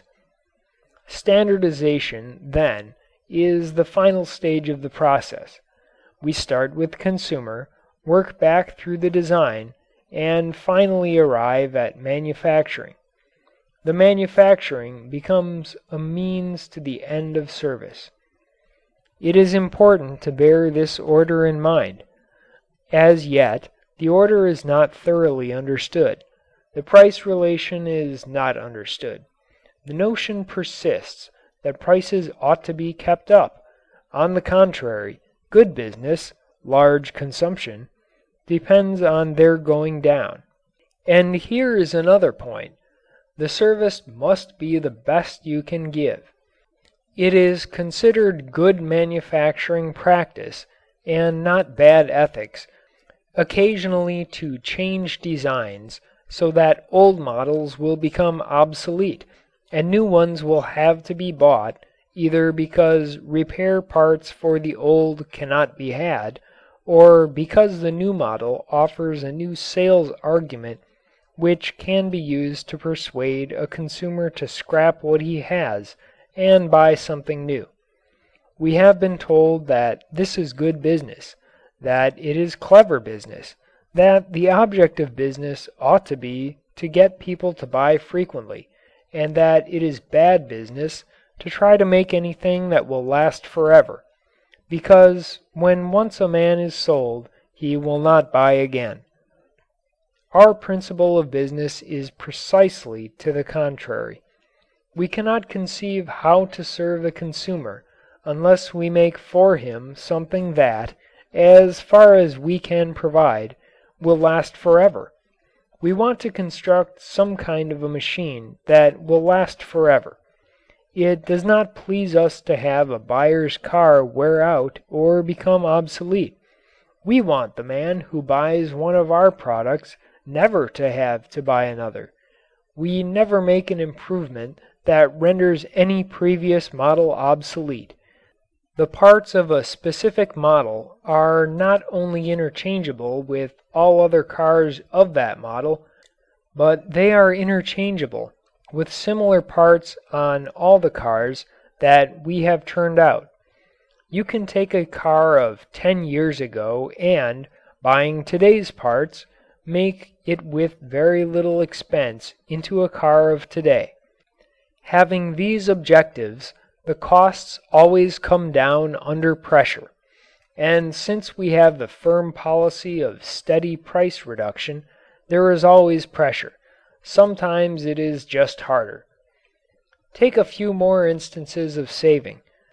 The sweepings net $600,000 a year. Experiments are constantly going on in the utilization of scrap. In one of the stamping operations, 6-inch circles of sheet metal are cut out. These formerly went into scrap. The waste worried the men. They worked to find uses for the discs. They found that the plates were just the right size and shape to stamp into radiator caps, but the metal was not thick enough. They tried a double thickness of plates, with the result that they made a cap which tests proved to be stronger than one made out of a single sheet of metal. We get 150,000 of those discs a day. We have now found a use for about 20,000 a day and expect to find further uses for the remainder. We saved about $10 each by making transmissions instead of buying them. We experimented with bolts and produced a special bolt made on what is called an upsetting machine with a rolled thread that was stronger than any bolt we could buy, although in its making was used only about 1/3 of the material that the outside manufacturers used. The saving on one style of bolt alone amounted to $500,000 a year. We used to assemble our cars at Detroit, and although by special packing we managed to get 5 or 6 into a freight car, we needed many hundreds of freight cars a day. Trains were moving in and out all the time. Once 1,000 freight cars were packed in a single day. A certain amount of congestion was inevitable. It is very expensive to knock down machines and crate them so they cannot be injured in transit. To say nothing of the transportation charges. Now, we assemble only 300 or 400 cars a day at Detroit, just enough for local needs. We now ship the parts to our assembling stations all over the United States, and in fact, pretty much all over the world, and the machines are put together there. Wherever it is possible for a branch to make a part more cheaply than we can make in Detroit and ship it to them, then the branch makes the part. The plant at Manchester, England, is making nearly an entire car. The tractor plant at Cork, Ireland, is making almost a complete tractor. This is an enormous saving of expense and is only an indication of what may be done throughout industry generally, when each part of a composite article is made at the exact point where it may be made most economically. We are constantly experimenting with every material that enters into the car. We cut most of our own lumber from our own forests.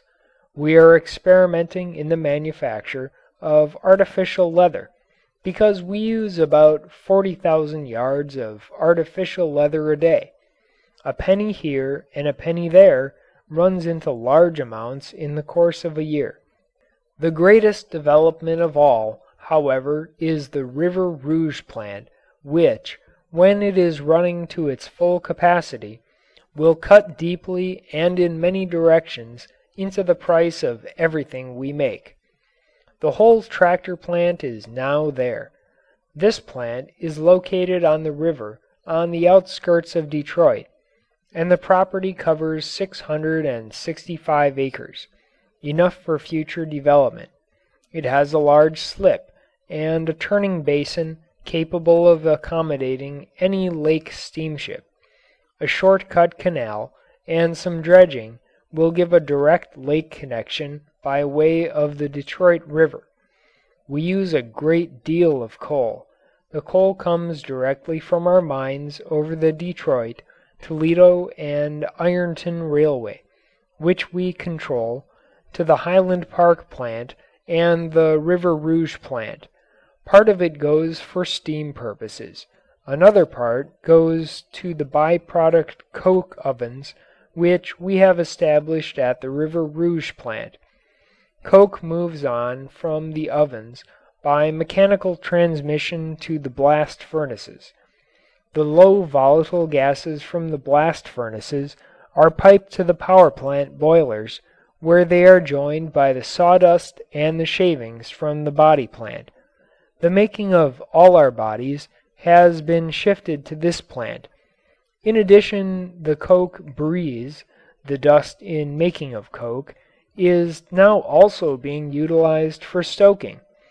The steam power plant is thus fired almost exclusively from what would otherwise be waste products. Immense steam turbines directly coupled with dynamos transform this power into electricity, and all of the machinery in the tractor and the body plants is run by individual motors from this electricity. In the course of time, it is expected that there will be sufficient electricity to run practically the whole Highland Park plant, and we shall then have to cut our coal bill. Among the byproducts of the coke ovens is a gas. It is piped both to the Rouge and Highland Park plants, where it is used for heat treat purposes, for the enameling ovens, for the car ovens, and the like. We formerly had to buy this gas. The ammonium sulfate is used for fertilizer. The benzol is a motor fuel. The small sizes of coke, not suitable for the blast furnaces, are sold to the employees, delivered free into their homes at much less than the ordinary market price. The largest size coke goes to the blast furnaces. There is no manual handling. We run the melted iron directly from the blast furnaces into great ladles. These ladles travel into the shops, and the iron is poured directly into the molds without another heating. We thus not only get a uniform quality of iron according to our own specifications and directly under our control, but we save a melting of pig iron and in fact cut out a whole process in manufacturing as well as making available all our own scrap. What all this will amount to in point of savings we do not know. That is, we do not know how great will be the saving. because the plant has not been running long enough to give more than an indication of what is ahead. And we save in so many directions: in transportation, in the generation of our power, in the generation of gas, in the expense in casting. And then over and above that is the revenue from the byproducts and from the smaller sizes of coke. The investment to accomplish these objectives to date amounts to something over $40 million. How far we shall thus reach back to sources depends entirely on circumstances. Nobody anywhere can really do more than guess about the future costs of production. It is wiser to recognize that the future holds more than the past, that every day holds within it an improvement on the methods of the day before. But how about production? If every necessary of life were produced so cheaply and in such quantities, would not the world shortly be surfeited with goods? Will there not come a point when, regardless of price, people simply will not want anything more than what they already have? And if in the process of manufacturing fewer and fewer men are used, what is going to become of these men? How are they going to find jobs and live? Take the second point first. We mention many machines and many methods that displaced great numbers of men, and then someone asks, "Yes, that is a very fine idea from the standpoint of the proprietor, but how about these poor fellows whose jobs are taken away from them?" The question is entirely reasonable, but it is a little curious that it should be asked. For when were men ever really put out of work by the bettering of industrial processes? The stagecoach drivers lost their jobs with the coming of the railways. Should we have prohibited the railways and kept the stagecoach drivers? Were there more men working with the stagecoaches than are working on the railways? Should we have prevented the taxicab because its coming took the bread out of the mouths of the horse cab drivers? How does the number of taxicabs compare with the number of horse cabs when the latter were in their prime? The coming of shoe machinery closed most of the shops of those who made shoes by hand. When shoes were made by hand, only the very well-to-do could own more than a single pair of shoes. And most working people went barefooted in summer. Now, hardly anyone has only one pair of shoes, and shoemaking is a great industry. No, every time you can so arrange that one man will do the work of two, you so add to the wealth of the country that there will be a new and better job for the man who is displaced. If whole industries changed overnight, then disposing of the surplus men would be a problem, but these changes do not occur as rapidly as that. They come gradually. In our own experience, a new place always opens for a man as soon as better processes have taken his old job. And what happens in my shops happens everywhere in industry. There are many times more men today employed in the steel industries than there were in the days when every operation was by hand. It has to be so. It always is so and always will be so. And if any man cannot see it, it is because he will not look beyond his own nose. Now as to saturation, we are continually asked, when will you get to the point of overproduction? When will there be more cars than people to use them?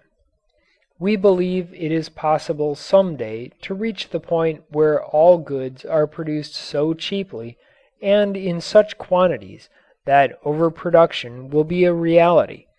But as far as we are concerned, we do not look forward to that condition with fear. We look forward to it with great satisfaction. Nothing could be more splendid than a world in which everybody has all that he wants.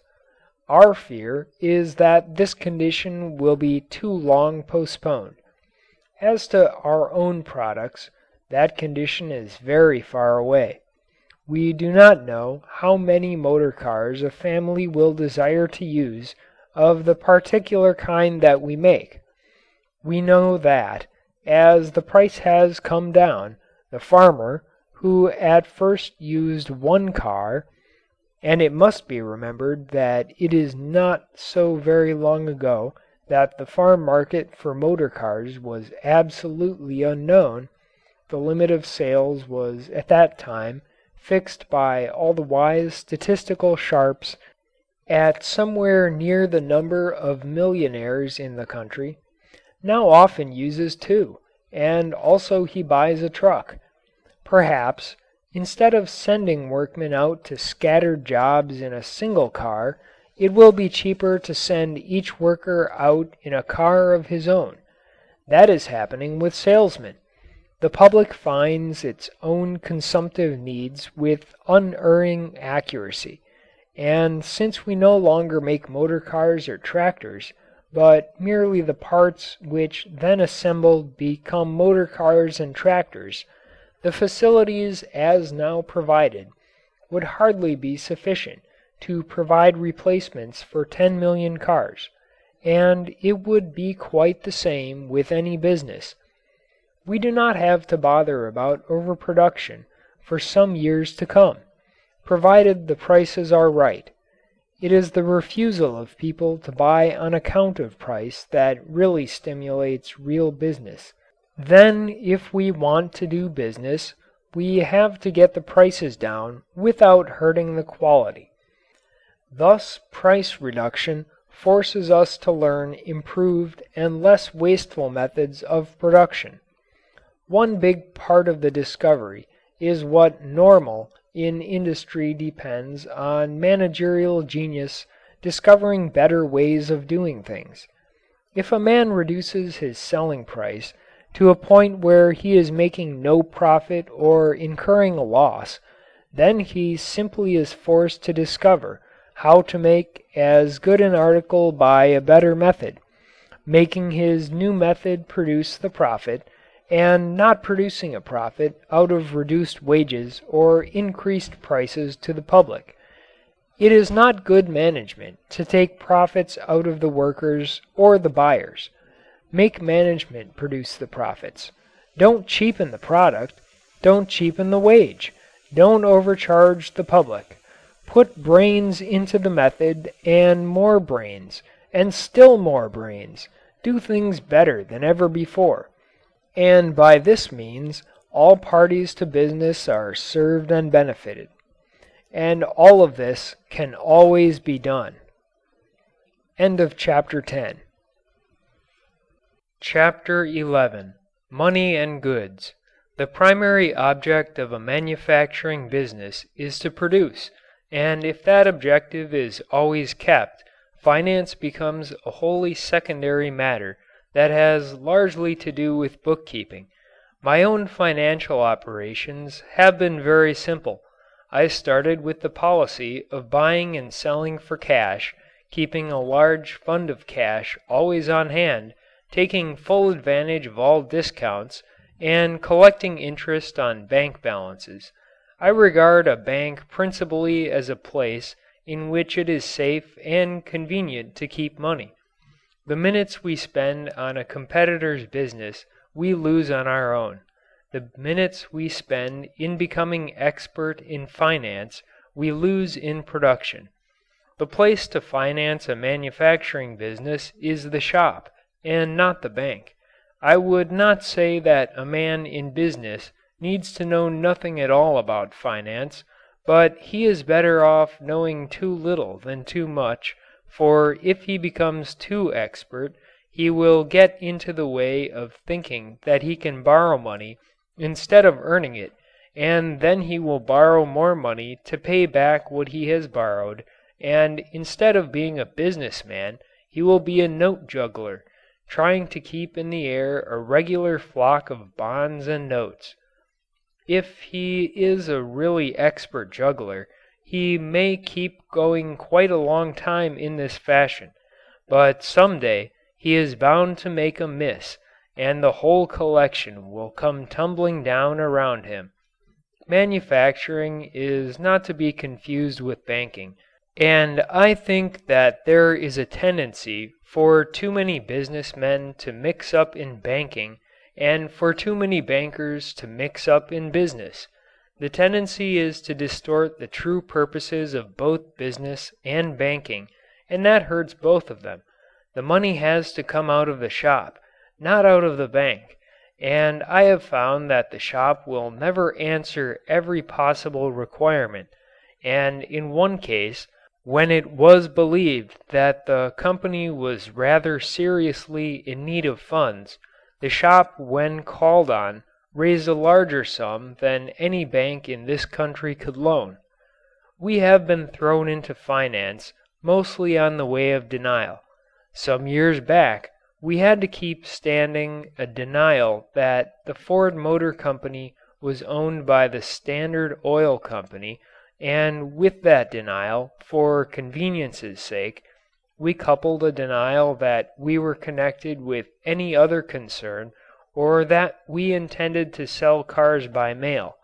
Last year, the best liked rumor was that we were down in Wall Street hunting for money. I did not bother to deny that. It takes too much time to deny everything. Instead, we demonstrated that we did not need any money. Since then, I have heard nothing more about being financed by Wall Street. We are not against borrowing money, and we are not against bankers. We are against trying to make borrowed money take the place of work. We are against the kind of banker who regards a business as a melon to be cut. The thing is to keep money and borrowing and finance generally in their proper place, and in order to do that one has to consider exactly for what the money is needed and how much it is going to be paid off. Money is only a tool in business, it is just part of the machinery. You might as well borrow 100,000 lathes as $100,000 if the trouble is inside your business. More lathes will not cure it. Neither will more money. Only heavier doses of brains and thought and wise courage can cure. A business that misuses what it has will continue to misuse what it can get. The point is, cure the misuse. When that is done, the business will begin to make its own money, just as a repaired human body begins to make sufficient pure blood. Borrowing may easily become an excuse for not boring into the trouble. Borrowing may easily become a sop for laziness and pride. Some businessmen are too lazy to get into overalls and go down to see what is the matter. Or they are too proud to permit the thought that anything they have originated could go wrong. But the laws of business are like the law of gravity, and the man who opposes them feels their power. Borrowing for expansion is one thing, borrowing to make up for mismanagement and waste is quite another. You do not want money for the latter, for the reason that money cannot do the job. Waste is corrected by economy. Mismanagement is corrected by brains. Neither of these correctives has anything to do with money. Indeed, money under certain circumstances is their enemy, and many a businessman thanks his stars for the pinch which showed him that his best capital was in his own brains and not in bank loans. Borrowing under circumstances is just like a drunkard taking another drink to cure the effect of the last one. It does not do what it is expected to do. It simply increases the difficulty. Tightening up the loose places in a business is much more profitable than any amount of new capital at 7%. The internal ailments of business are the ones that require most attention. Business in the sense of trading with the people, is largely a matter of filling the wants of the people. If you make what they need, and sell it at a price which makes possession a help and not a hardship, then you will do business as long as there is business to do. People buy what helps them just as naturally as they drink water. But the process of making the article will require constant care. Machinery wears out and needs to be restored. Men grow uppish, lazy, or careless. A business is men and machines united in the production of a commodity, and both the man and the machines need repairs and replacements. Sometimes it is the men higher up who most need revamping, and they themselves are always the last to recognize it. When a business becomes congested with bad methods, when a business becomes ill through lack of attention to one or more of its functions, when executives sit comfortably back in their chairs as if the plans they inaugurated are going to keep them going forever, when business becomes a mere plantation on which to live, and not a big work which one has to do, then you may expect trouble. You will wake up some fine morning and find yourself doing more business than you have ever done before, and getting less out of it. You will find yourself short of money. You can borrow money, and you can do it, oh, so easily. People will crowd money on you. It is the most subtle temptation the young businessman has. But if you do borrow money, you are simply giving a stimulant to whatever may be wrong. You feed the disease. Is a man more wise with borrowed money than he is with his own? Not as a usual thing. To borrow under such conditions is to mortgage a declining property. The time for a businessman to borrow money, if ever, is when he does not need it. That is, when he does not need it as a substitute for the things he ought himself to do. If a man's business is in excellent condition and in need of expansion, it is comparatively safe to borrow, but if a business is in need of money through mismanagement, then the thing to do is to get into the business and correct the trouble from the inside, not poultice it with loans from the outside. My financial policy is the result of my sales policy. I hold that it is better to sell a large number of articles at a small profit than to sell a few at a large profit. This enables a larger number of people to buy, and it gives a larger number of men employment at good wages. It permits the planning of production, the elimination of dull seasons, and the waste of carrying an idle plant. Thus results a suitable, continuous business, and if you will think it over, you will discover that most so-called urgent financing is made necessary because of a lack of planned, continuous business. Reducing prices is taken by the short-sighted to be the same as reducing the income of a business. It is very difficult to deal with that sort of a mind because it is so totally lacking in even the background knowledge of what business is.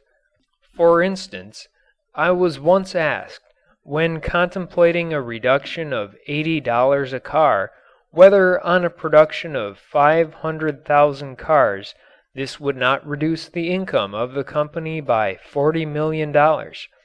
Of course, if one sold only 500,000 cars at the new price, the income would be reduced $40 million, which is an interesting mathematical calculation that has nothing whatsoever to do with business, because unless you reduce the price of an article, the sales do not continuously increase, and therefore the business has no stability. If a business is not increasing, it is bound to be decreasing, and a decreasing business always needs a lot of financing.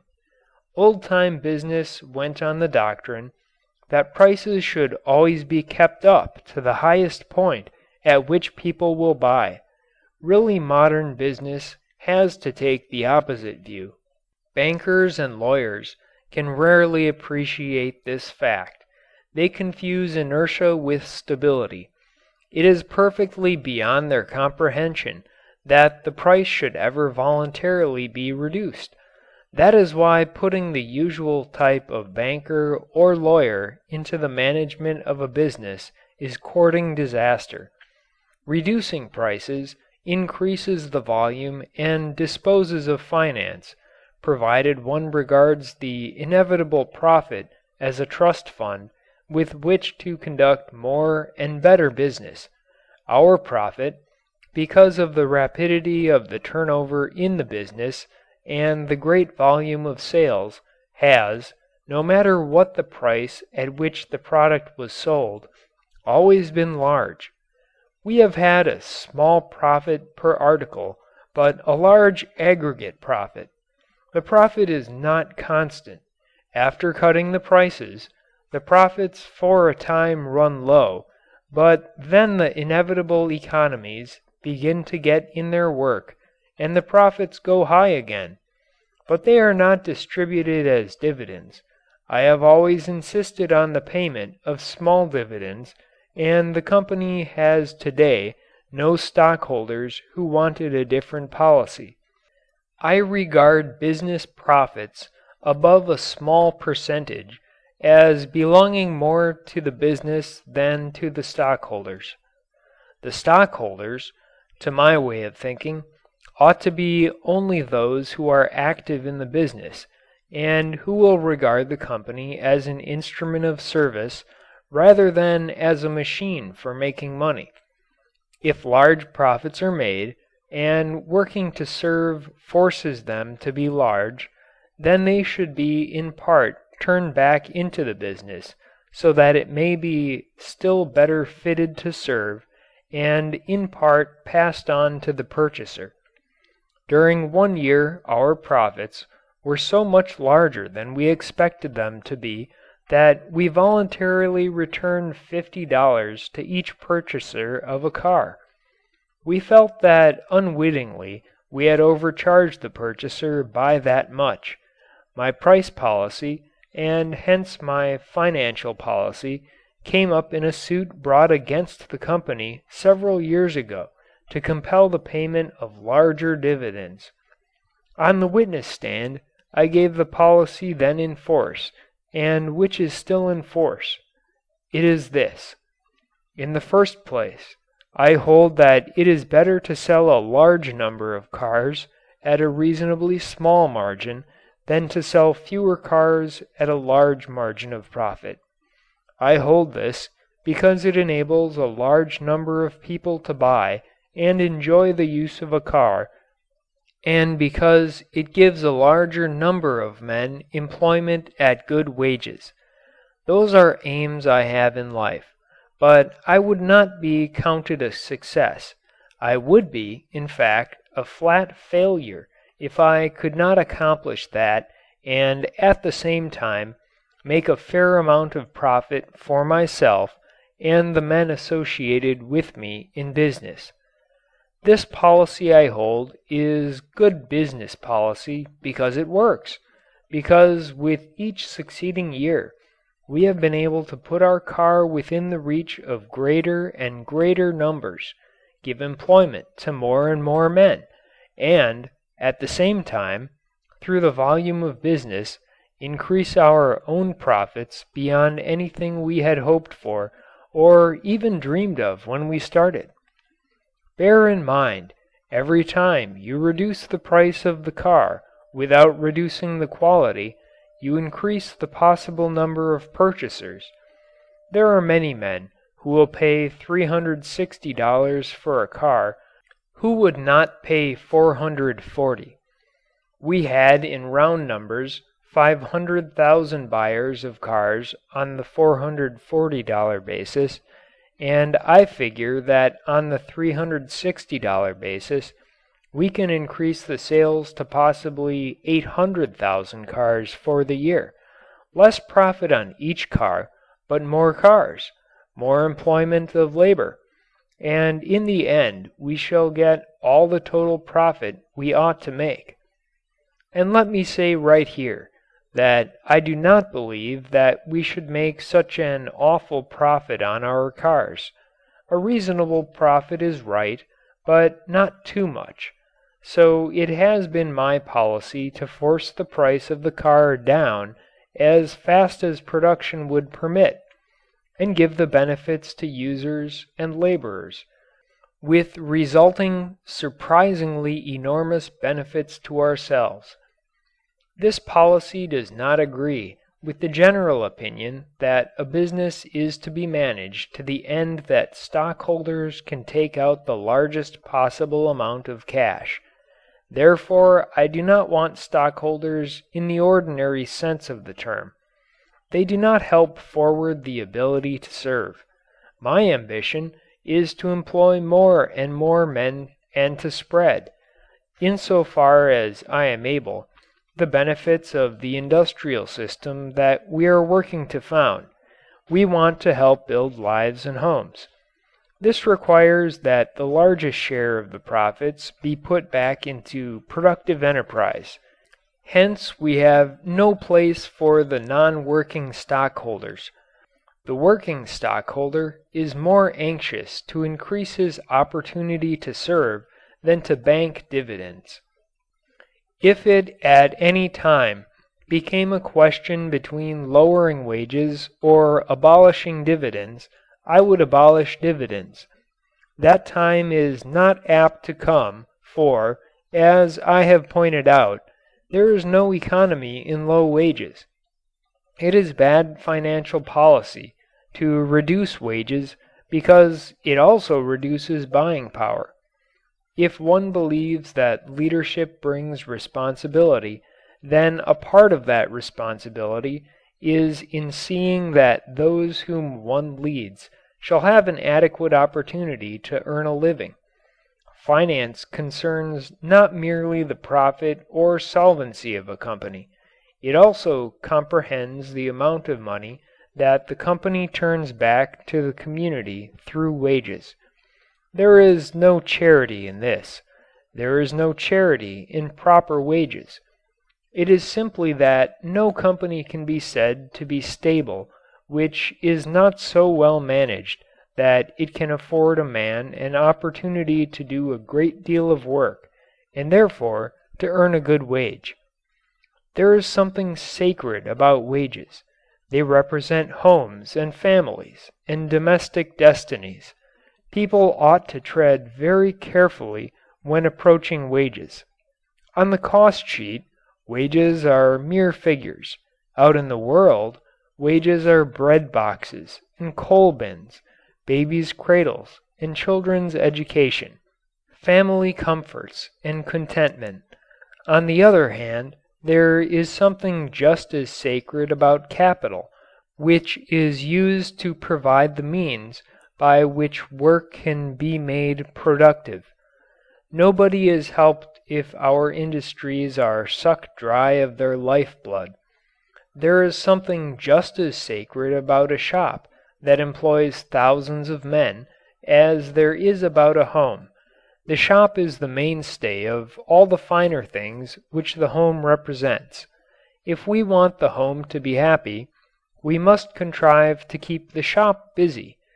The whole justification of the profits made by the shop is that they are used to make doubly secure the homes dependent on that shop and to create more jobs for other men. If profits go to swell a personal fortune, that is one thing. If they go to provide a sounder basis for business, better working conditions, better wages, more extended employment, that is quite another thing. Capital thus employed should not be carelessly tampered with. It is for the service of all, though it may be under the direction of one. Profits belong in three places. They belong to the business, to keep it steady, progressive, and sound. They belong to the men who helped produce them, and they belong also, in part, to the public. A successful business is profitable to all three of these interests: planner, producer, and purchaser. People whose profits are excessive when measured by any sound standard should be the first to cut prices, but they never are. They pass all their extra costs down the line until the whole burden is borne by the consumer. And besides doing that, they charge the consumer a percentage on the increased charges.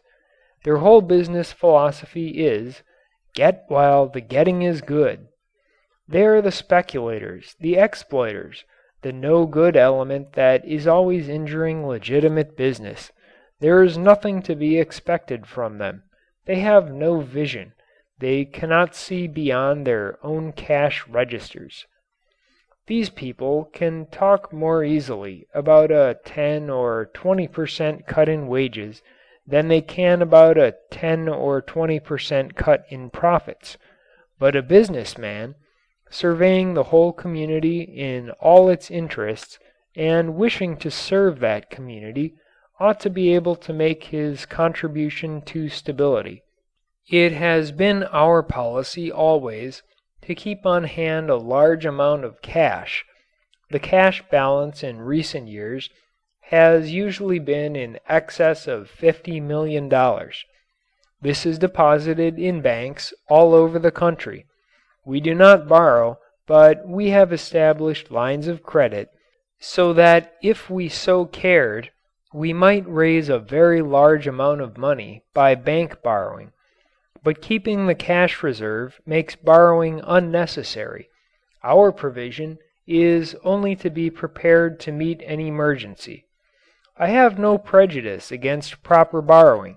It is merely that I do not want to run the danger of having the control of the business, and hence the particular idea of service to which I am devoted, taken into other hands. A considerable part of finance is in the overcoming of seasonal operation.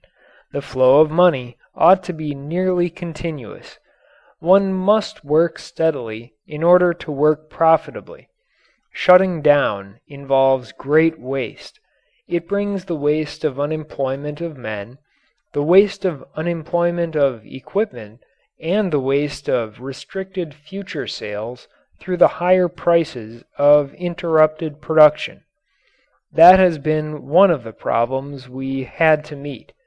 We could not manufacture cars to stock during the winter months when purchases are less than in spring or summer. Where or how could any one store 500,000 cars? And if stored, how could they be shipped in the rush season? And who would find the money to carry such a stock of cars, even if they could be stored? Seasonal work is hard on the working force. Good mechanics will not accept jobs that are good for only part of the year.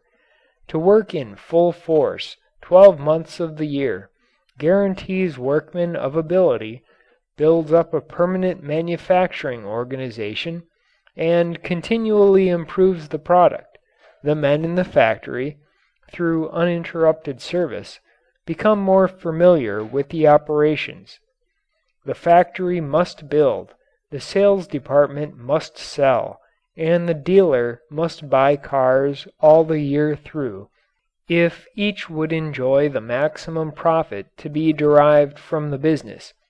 If the retail buyer will not consider purchasing except in seasons, a campaign of education needs to be waged, proving the all the year around value of a car rather than the limited season value. And while the educating is being done, the manufacturer must build and the dealer must buy in anticipation of business. We were the first to meet the problem in the automobile business. The selling of Ford cars is a merchandising proposition. In the days when every car was built to order, and 50 cars a month a big output, it was reasonable to wait for the sale before ordering. The manufacturer waited for the order before building. We very shortly found that we could not do business on order. The factory could not be built large enough, even were it desirable, to make between March and August all the cars that were ordered during those months. Therefore, years ago began the campaign of education to demonstrate that a Ford was not a summer luxury, but a year-round necessity. Coupled with that came the education of the dealer into the knowledge that even if he could not sell so many cars in winter as in summer, it would pay him to stock in winter for the summer and thus be able to make instant delivery. Both plans have worked out. In most parts of the country, cars are used almost as much in winter as in summer. It has been found that they will run in snow, ice, or mud, in anything. Hence, the winter sales are constantly growing larger, and the seasonal demand is in part lifted from the dealer, and he finds it profitable to buy ahead in anticipation of needs. Thus we have no seasons in the plant. The production, up until the last couple of years, has been continuous, excepting for the annual shutdowns for inventory. We have had an interruption during the period of extreme depression, but it was an interruption made necessary in the process of readjusting ourselves to the market conditions. In order to attain continuous production and hence a continuous turning over of money, we have had to plan our operations with extreme care. The plan of production is worked out very carefully each month between the sales and production departments with the object of producing enough cars so that those in transit will take care of the orders in hand. Formerly, when we assembled and shipped cars, this was of the highest importance because we had no place in which to store finished cars.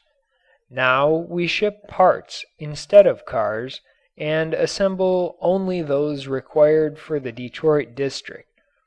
That makes the planning no less important, for if the production stream and the order stream are not approximately equal, we should be either jammed with unsold parts or behind in our orders. When you are turning out the parts to make 4,000 cars a day, just a very little carelessness in overestimating orders will pile up a finished inventory running into the millions. That makes the balancing of operations an exceedingly delicate matter. In order to earn the proper profit on our narrow margin, we must have a rapid turnover. We make cars to sell, not to store, and a month's unsold production would turn into a sum the interest on which alone would be enormous. The production is planned a year ahead, and the number of cars to be made in each month of the year is scheduled, for of course it is a big problem to have the raw materials and such parts as we still buy from the outside flowing in consonance with production. We can no more afford to carry large stocks of finished than we can of raw material. Everything has to move in and move out, and we have had some narrow escapes. Some years ago the plant of the Diamond Manufacturing Company burned down. They were making radiator parts for us and the brass parts, tubings and castings. We had to move quickly or take a big loss. We got together the heads of all our departments, the pattern makers and the draughtsmen. They worked from 24 to 48 hours on a stretch. They made new patterns. The Diamond Company leased a plant and got some machinery in by express. We furnished the other equipment for them, and in 20 days they were shipping again.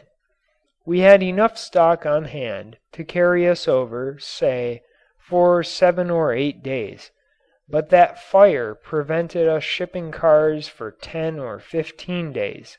Except for our having stock ahead, it would have held us up for 20 days, and our expenses would have gone right on. To repeat, the place in which to finance is the shop. It has never failed us, and once, when it was thought that we were hard up for money, it served rather conclusively to demonstrate how much better finance can be conducted from the inside than from the outside. End of chapter 11. Chapter 12. Money, Master or Servant. In December 1920, business the country over was marking time. More automobile plants were closed than were open, and quite a number of those which were closed were completely in the charge of bankers.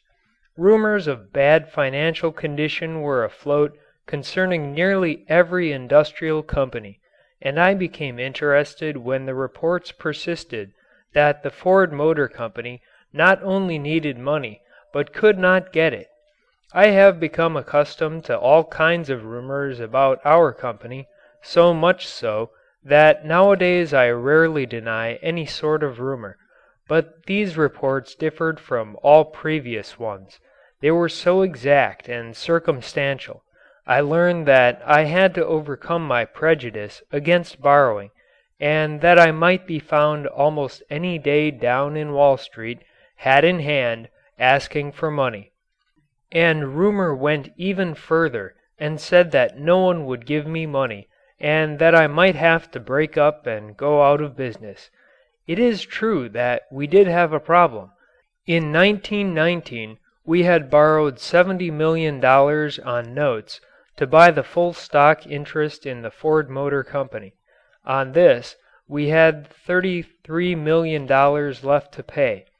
We had $18 million in income taxes due or shortly to become due to the government, and also we intended to pay our usual bonus for the year to the workmen, which amounted to $7 million. Altogether, between January 1st and April 18, 1921, we had payments ahead totaling $58 million. We had only $20 million in the bank. Our balance sheet was more or less common knowledge, and I suppose it was taken for granted that we could not raise the $38 million needed without borrowing, for that is quite a large sum of money. Without the aid of Wall Street, such a sum could not easily and quickly be raised. We were perfectly good for the money.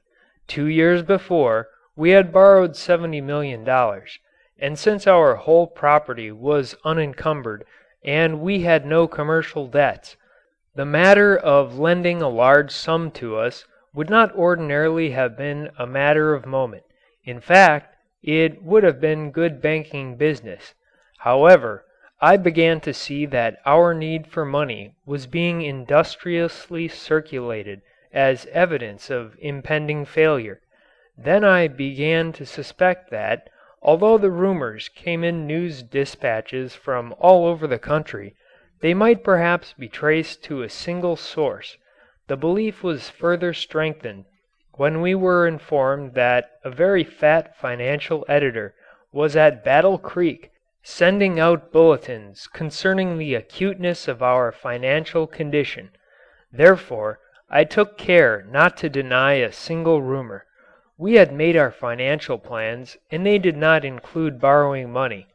I cannot too greatly emphasize that the very worst time to borrow money is when the banking people think that you need money.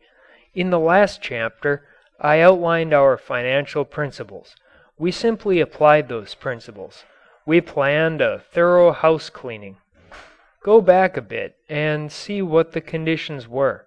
Along in the early part of 1920 came the first indications that the feverish speculative business engendered by the war was not going to continue. A few concerns that had sprung out of the war and had no real reason for existence failed. People slowed down in their buying.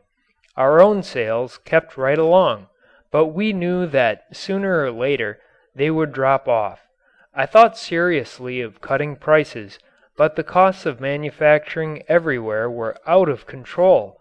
Labor gave less and less in return for high wages. The suppliers of raw material refused even to think of coming back to earth. The very plain warnings of the storm went quite unheeded. In June, our own sales began to be affected. They grew less and less each month from June on until September. We had to do something to bring our product within the purchasing power of the public, and not only that, we had to do something drastic enough to demonstrate to the public that we were actually playing the game and not just shamming. Therefore, in September, we cut the price of the touring car from $575 to $440. We cut the price far below the cost of production, for we were still making from stock bought at boom prices. The cut created a considerable sensation. We received a deal of criticism. It was said that we were disturbing conditions. That is exactly what we were trying to do. We wanted to do our part in bringing prices from an artificial to a natural level. I am firmly of the opinion that if at this time or earlier manufacturers and distributors had all made drastic cuts in their prices and had put through thorough house cleanings, we should not have so long a business depression. Hanging on in the hope of getting higher prices simply delayed adjustment. Nobody got the higher prices they hoped for, and if the losses had been taken all at once, not only would the productive and the buying powers of the country have become harmonized, but we should have been saved this long period of general idleness. Hanging on in the hope of higher prices merely made the losses greater, because those who hung on had to pay interest on their high-priced stocks, and also lost the profits they might have made by working on a sensible basis. Unemployment cut down wage distribution, and thus the buyer and the seller became more and more separated. There was a lot of flurried talk of arranging to give vast credits to Europe, the idea being that thereby the high-priced stocks might be palmed off. Of course, the proposals were not put in any such crude fashion, and I think that quite a lot of people sincerely believed that if large credits were extended abroad, even without a hope of the payment of either principal or interest, American business would somehow be benefited. It is true that if these credits were taken by American banks, those who had high-priced stocks might have gotten rid of them at a profit, but the banks would have acquired so much frozen credit that they would have more nearly resembled ice houses than banks. I suppose it is natural to hang on to the possibility of profits until the very last moment, but it is not good business. Our own sales, after the cut, increased, but soon they began to fall off again. We were not sufficiently within the purchasing power of the country to make buying easy. Retail prices generally had not touched bottom. The public distrusted all prices. We laid our plans for another cut, and we kept our production around 100,000 cars a month. This production was not justified by our sales, but we wanted to have as much as possible of our raw material transformed into finished product before we shut down. We knew that we would have to shut down in order to take an inventory and clean house. We wanted to open with another big cut and to have cars on hand to supply the demand. Then the new cars could be built out of material bought at lower prices. We determined that we were going to get lower prices. We shut down in December, with the intention of opening again in about 2 weeks. We found so much to do that actually we did not open for nearly 6 weeks. The moment that we shut down, the rumors concerning our financial condition became more and more active. I know that a great many people hoped that we should have to go out after money. For, were we seeking money, then we should have come to terms.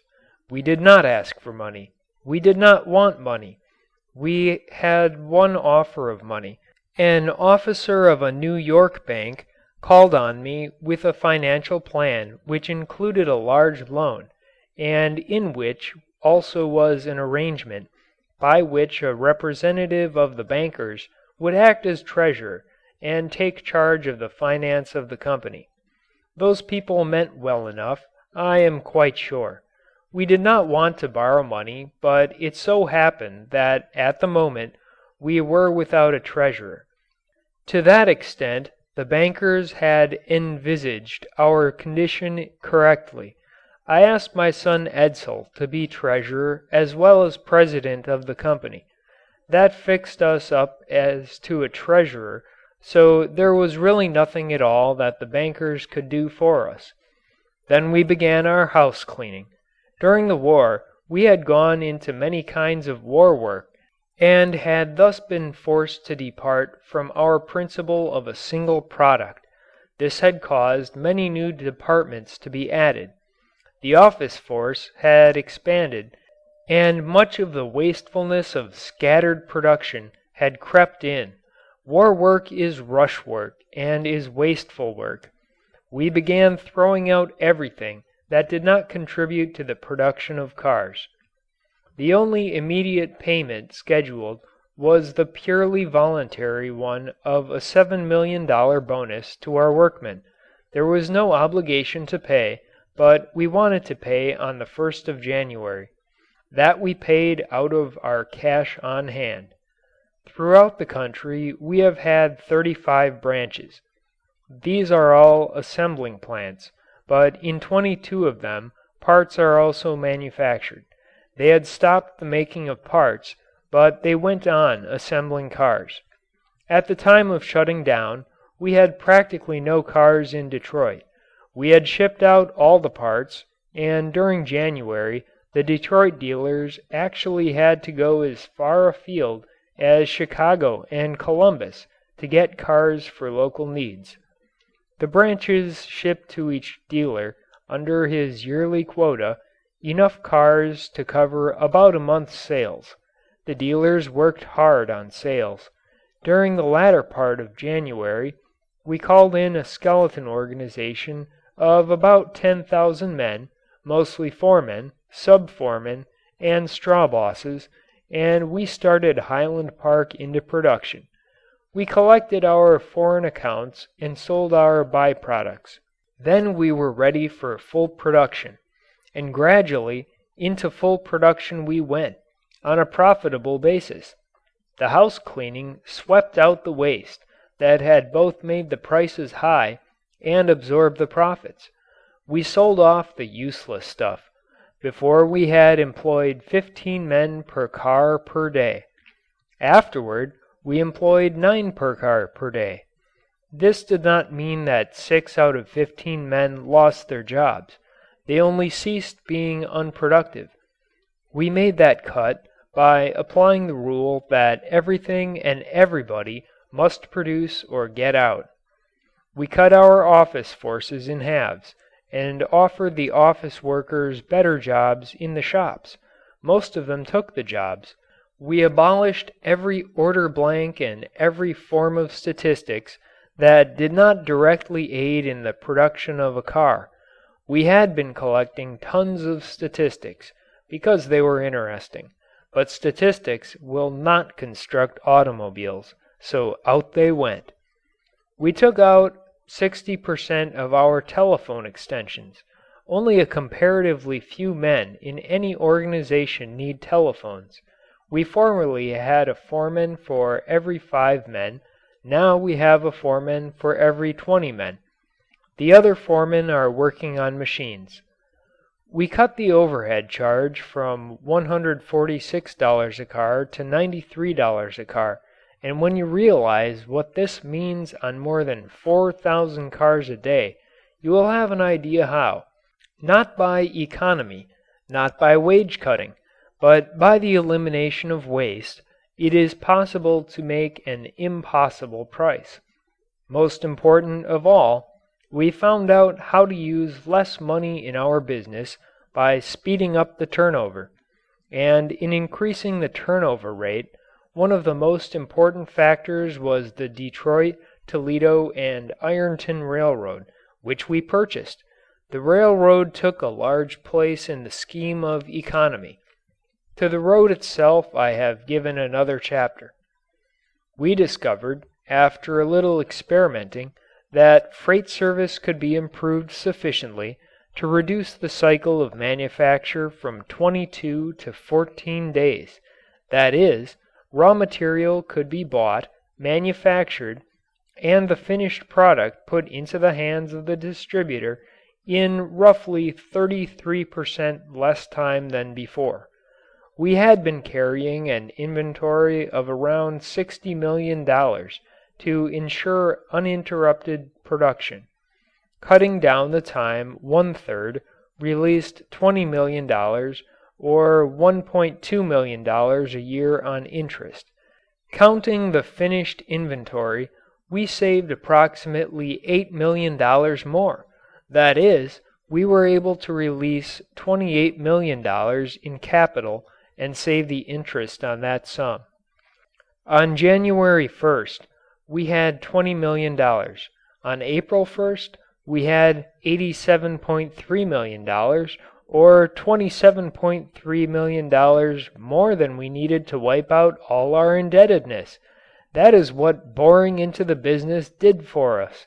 This amount came to us in these terms. Cash on hand, January, $20 million. Stock on hand turned into cash January 1 to April 1, $24.7 million. Speeding up transit of goods released $28 million. Collected from agents in foreign countries, $3 million. Sale of byproducts, $3.7 million. Sale of Liberty bonds, $7.9 million. Total, $87.3 million. Now, I have told about all this not in the way of an exploit, but to point out how a business may find resources within itself instead of borrowing, and also to start a little thinking as to whether the form of our money may not put a premium on borrowing, and thus give too far great a place in life to the bankers. We could have borrowed $40 million, more had we wanted to. Suppose we had borrowed, what would have happened? Should we have been better fitted to go on with our business, or worse fitted? If we had borrowed, should we not have been under the necessity of finding methods to cheapen production? Had we been able to obtain the money at 6% flat, and we should in commissions and the like have had to pay more than that, the interest charge alone on a yearly production of 500,000 cars would have amounted to about $4 a car. Therefore, we should now be without the benefit of better production and loaded with a heavy debt. Our cars would probably cost about $100 more than they do. Hence, we should have a smaller production, for we could not have so many buyers. We should employ fewer men, and in short, should not be able to serve to the utmost. You will note that the financiers proposed to cure by lending money and not by bettering methods. They did not suggest putting in an engineer. They wanted to put in a treasurer.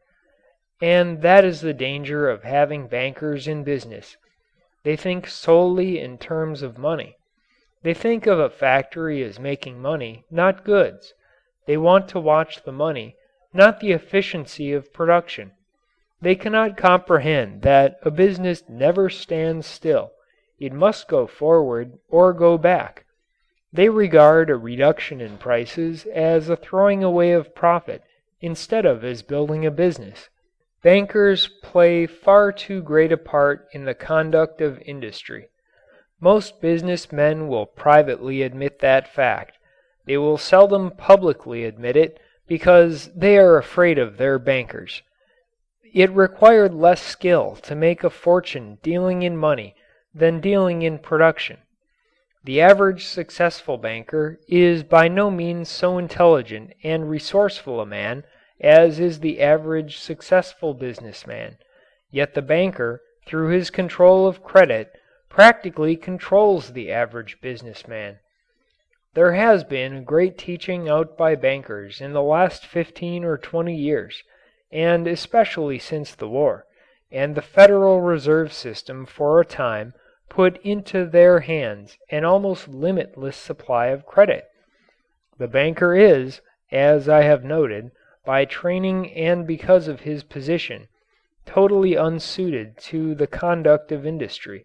If, therefore, the controllers of credit have lately acquired this very large power, is it not to be taken as a sign that there is something wrong with the financial system that gives to finance instead of to service the predominant power in industry?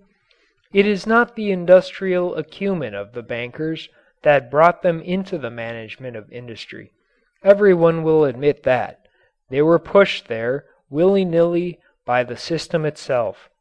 Therefore, I personally want to discover whether we are operating under the best financial system. Now, let me say at once that my objection to bankers has nothing to do with personality. I am not against bankers as such. We stand very much in need of thoughtful men skilled in finance. The world cannot go on without banking facilities. We have to have money. We have to have credit. Otherwise the fruits of production could not be exchanged. We have to have capital. Without it, there could be no production. But whether we have based our banking and our credit on the right foundation is quite another matter. It is no part of my thought to attack our financial system. I am not in the position of one who has been beaten by the system and wants revenge. It does not make the least difference to me personally what bankers do, because we have been able to manage our affairs without outside financial aid. My inquiry is prompted by no personal motive whatsoever. I only want to know whether the greatest good is being rendered to the greatest number. No financial system is good which favors one class of producers over another. We want to discover whether it is not possible to take away power which is not based on wealth creation. Any sort of class legislation is pernicious.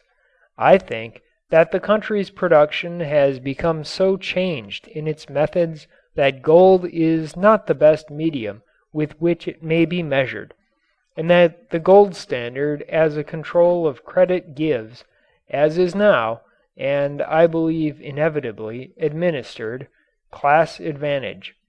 The ultimate check on credit is the amount of gold in the country, regardless of the amount of wealth in the country. I am not prepared to dogmatize on the subject of money or credit. As far as money and credit are concerned, no one as yet knows enough about them to dogmatize. The whole question will have to be settled, as all other questions of real importance have to be settled, and that is by cautious, well-founded experiment. And I am not inclined to go beyond cautious experiments. We have to proceed step by step and very carefully. The question is not political, it is economic, and I am perfectly certain that helping the people to think on the question is wholly advantageous. They will not act without adequate knowledge, and thus cause disaster, if a sincere effort is made to provide them with knowledge. The money question has first place in multitudes of minds of all degrees or power. But a glance at most of the cure-all systems shows how contradictory they are. The majority of them make the assumption of honesty among mankind to begin with, and that, of course, is a prime defect. Even our present system would work splendidly if all men were honest. As a matter of fact, the whole money question is 95% human nature, and your successful system must check human nature, not depend upon it. The people are thinking about the money question, and if the money masters have any information which they think the people ought to have to prevent them going astray, now is the time to give it. The days are fast slipping away when the fear of credit curtailment will avail, or when wordy slogans will affright. The people are naturally conservative. They are more conservative than the financiers. Those who believe that the people are so easily led that they would permit printing presses to run off money like milk tickets do not understand them. It is the innate conservation of the people that has kept our money good in spite of the fantastic tricks which the financiers play, and which they cover up with high technical terms. The people are on the side of sound money. They are so unalterably on the side of sound money that it is a serious question how they would regard the system under which they live if they once knew what the initiated can do without. The present money system is not going to be changed by speech making or political sensationalism or economic experiment. It is going to change under the pressure of conditions that we cannot control and pressure that we cannot control. The conditions are now with us. That pressure is now upon us. The people must be helped to think naturally about money.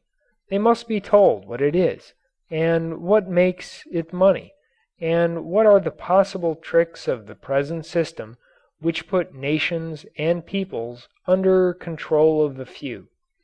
Money, after all, is extremely simple. It is part of our transportation system. It is a simple and direct method of conveying goods from one person to another. Money is in itself most admirable. It is essential. It is not intrinsically evil. It is one of the most useful devices in social life. And when it does what it was intended to do, it is all help and no hindrance. But money should always be money. A foot is always 12 inches, but when is a dollar a dollar? If ton weights changed in the coal yard and peck measures changed in the grocery, and yardsticks were today 42 inches and tomorrow 33 inches by some occult process called exchange, the people would mighty soon remedy that. When a dollar is not always a dollar, when the 100-cent dollar becomes the 65-cent dollar, and then the 50-cent dollar, and then the 47-cent dollar, as the good old American gold and silver dollars did, what is the use of yelling about cheap money, depreciated money? A dollar that stays 100 cents is as necessary as a pound that stays 16 ounces, and a yard that stays 36 inches. The bankers who do straight banking should regard themselves as naturally the first men to probe and understand our monetary system. Instead of being content with the mastery of local banking house methods, and if they would deprive the gamblers in bank balances of the name of banker and oust them once for all from the place of influence which that name gives them, banking would be restored and established as the public service it ought to be, and the iniquities of the present monetary system and financial devices would be lifted from the shoulders of the people. There is an "if" here, of course, but it is not insurmountable. Affairs are coming to a jam as it is, and if those who possess technical facility do not engage to remedy the case, those who lack that facility may attempt it. Nothing is more foolish than for any class to assume that progress is an attack upon it. Progress is only a call made upon it to lend its experience for the general advancement. It is only those who are unwise who will attempt to obstruct progress and thereby become its victims. All of us are here together, all of us must go forward together. It is perfectly silly for any man or class to take umbrage at the stirring of progress. If financiers feel that progress is only the restlessness of weak-minded persons, if they regard all suggestions of betterment as a personal slap, then they are taking the part which proves more than anything else could their unfitness to continue in their leadership. If the present faulty system is more profitable to a financer than a more perfect system would be, and if that financer values his few remaining years of personal profits more highly than he would value the honor of making a contribution to the life of the world by helping to erect a better system, then there is no way of preventing a clash of interests. But it is fair to say to the selfish financial interests that, if their fight is waged to perpetuate a system just because it profits them, then their fight is already lost. Why should finance fear? The world will still be here. Men will do business with one another. There will be money and there will be need of masters in the mechanism of money. Nothing is going to depart but the knots and tangles. There will be some readjustments, of course. Banks will no longer be the masters of industry. They will be the servants of industry.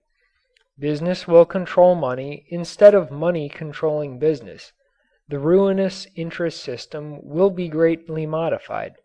Banking will not be a risk, but a service. Banks will begin to do much more for the people than they do now, and instead of being the most expensive business in the world to manage, and the most highly profitable in the matter of dividends, they will become less costly, and the profits of their operation will go to the community which they serve. Two facts of the old order are fundamental. First, that within the nation itself the tendency of financial control is towards its largest centralized banking institutions, either a government bank or a closely allied group of private financiers. There is always in every nation a definite control of credit by private or semi-public interests. Second, in the world as a whole, the same centralizing tendency is operative. An American credit is under control of New York interests, as before the war world credit was controlled in London. The British pound sterling was the standard of exchange for the world's trade. Two methods of reform are open to us, one beginning at the bottom and one beginning at the top. The latter is the more orderly way, the former is being tried in Russia. If our reform should begin at the top, it will require a social vision and an altruistic fervor of a sincerity and intensity which is wholly inconsistent with selfish shrewdness. The wealth of the world neither consists in nor is adequately represented by the money of the world. Gold itself is not a valuable commodity. It is no more wealth than hat checks are hats.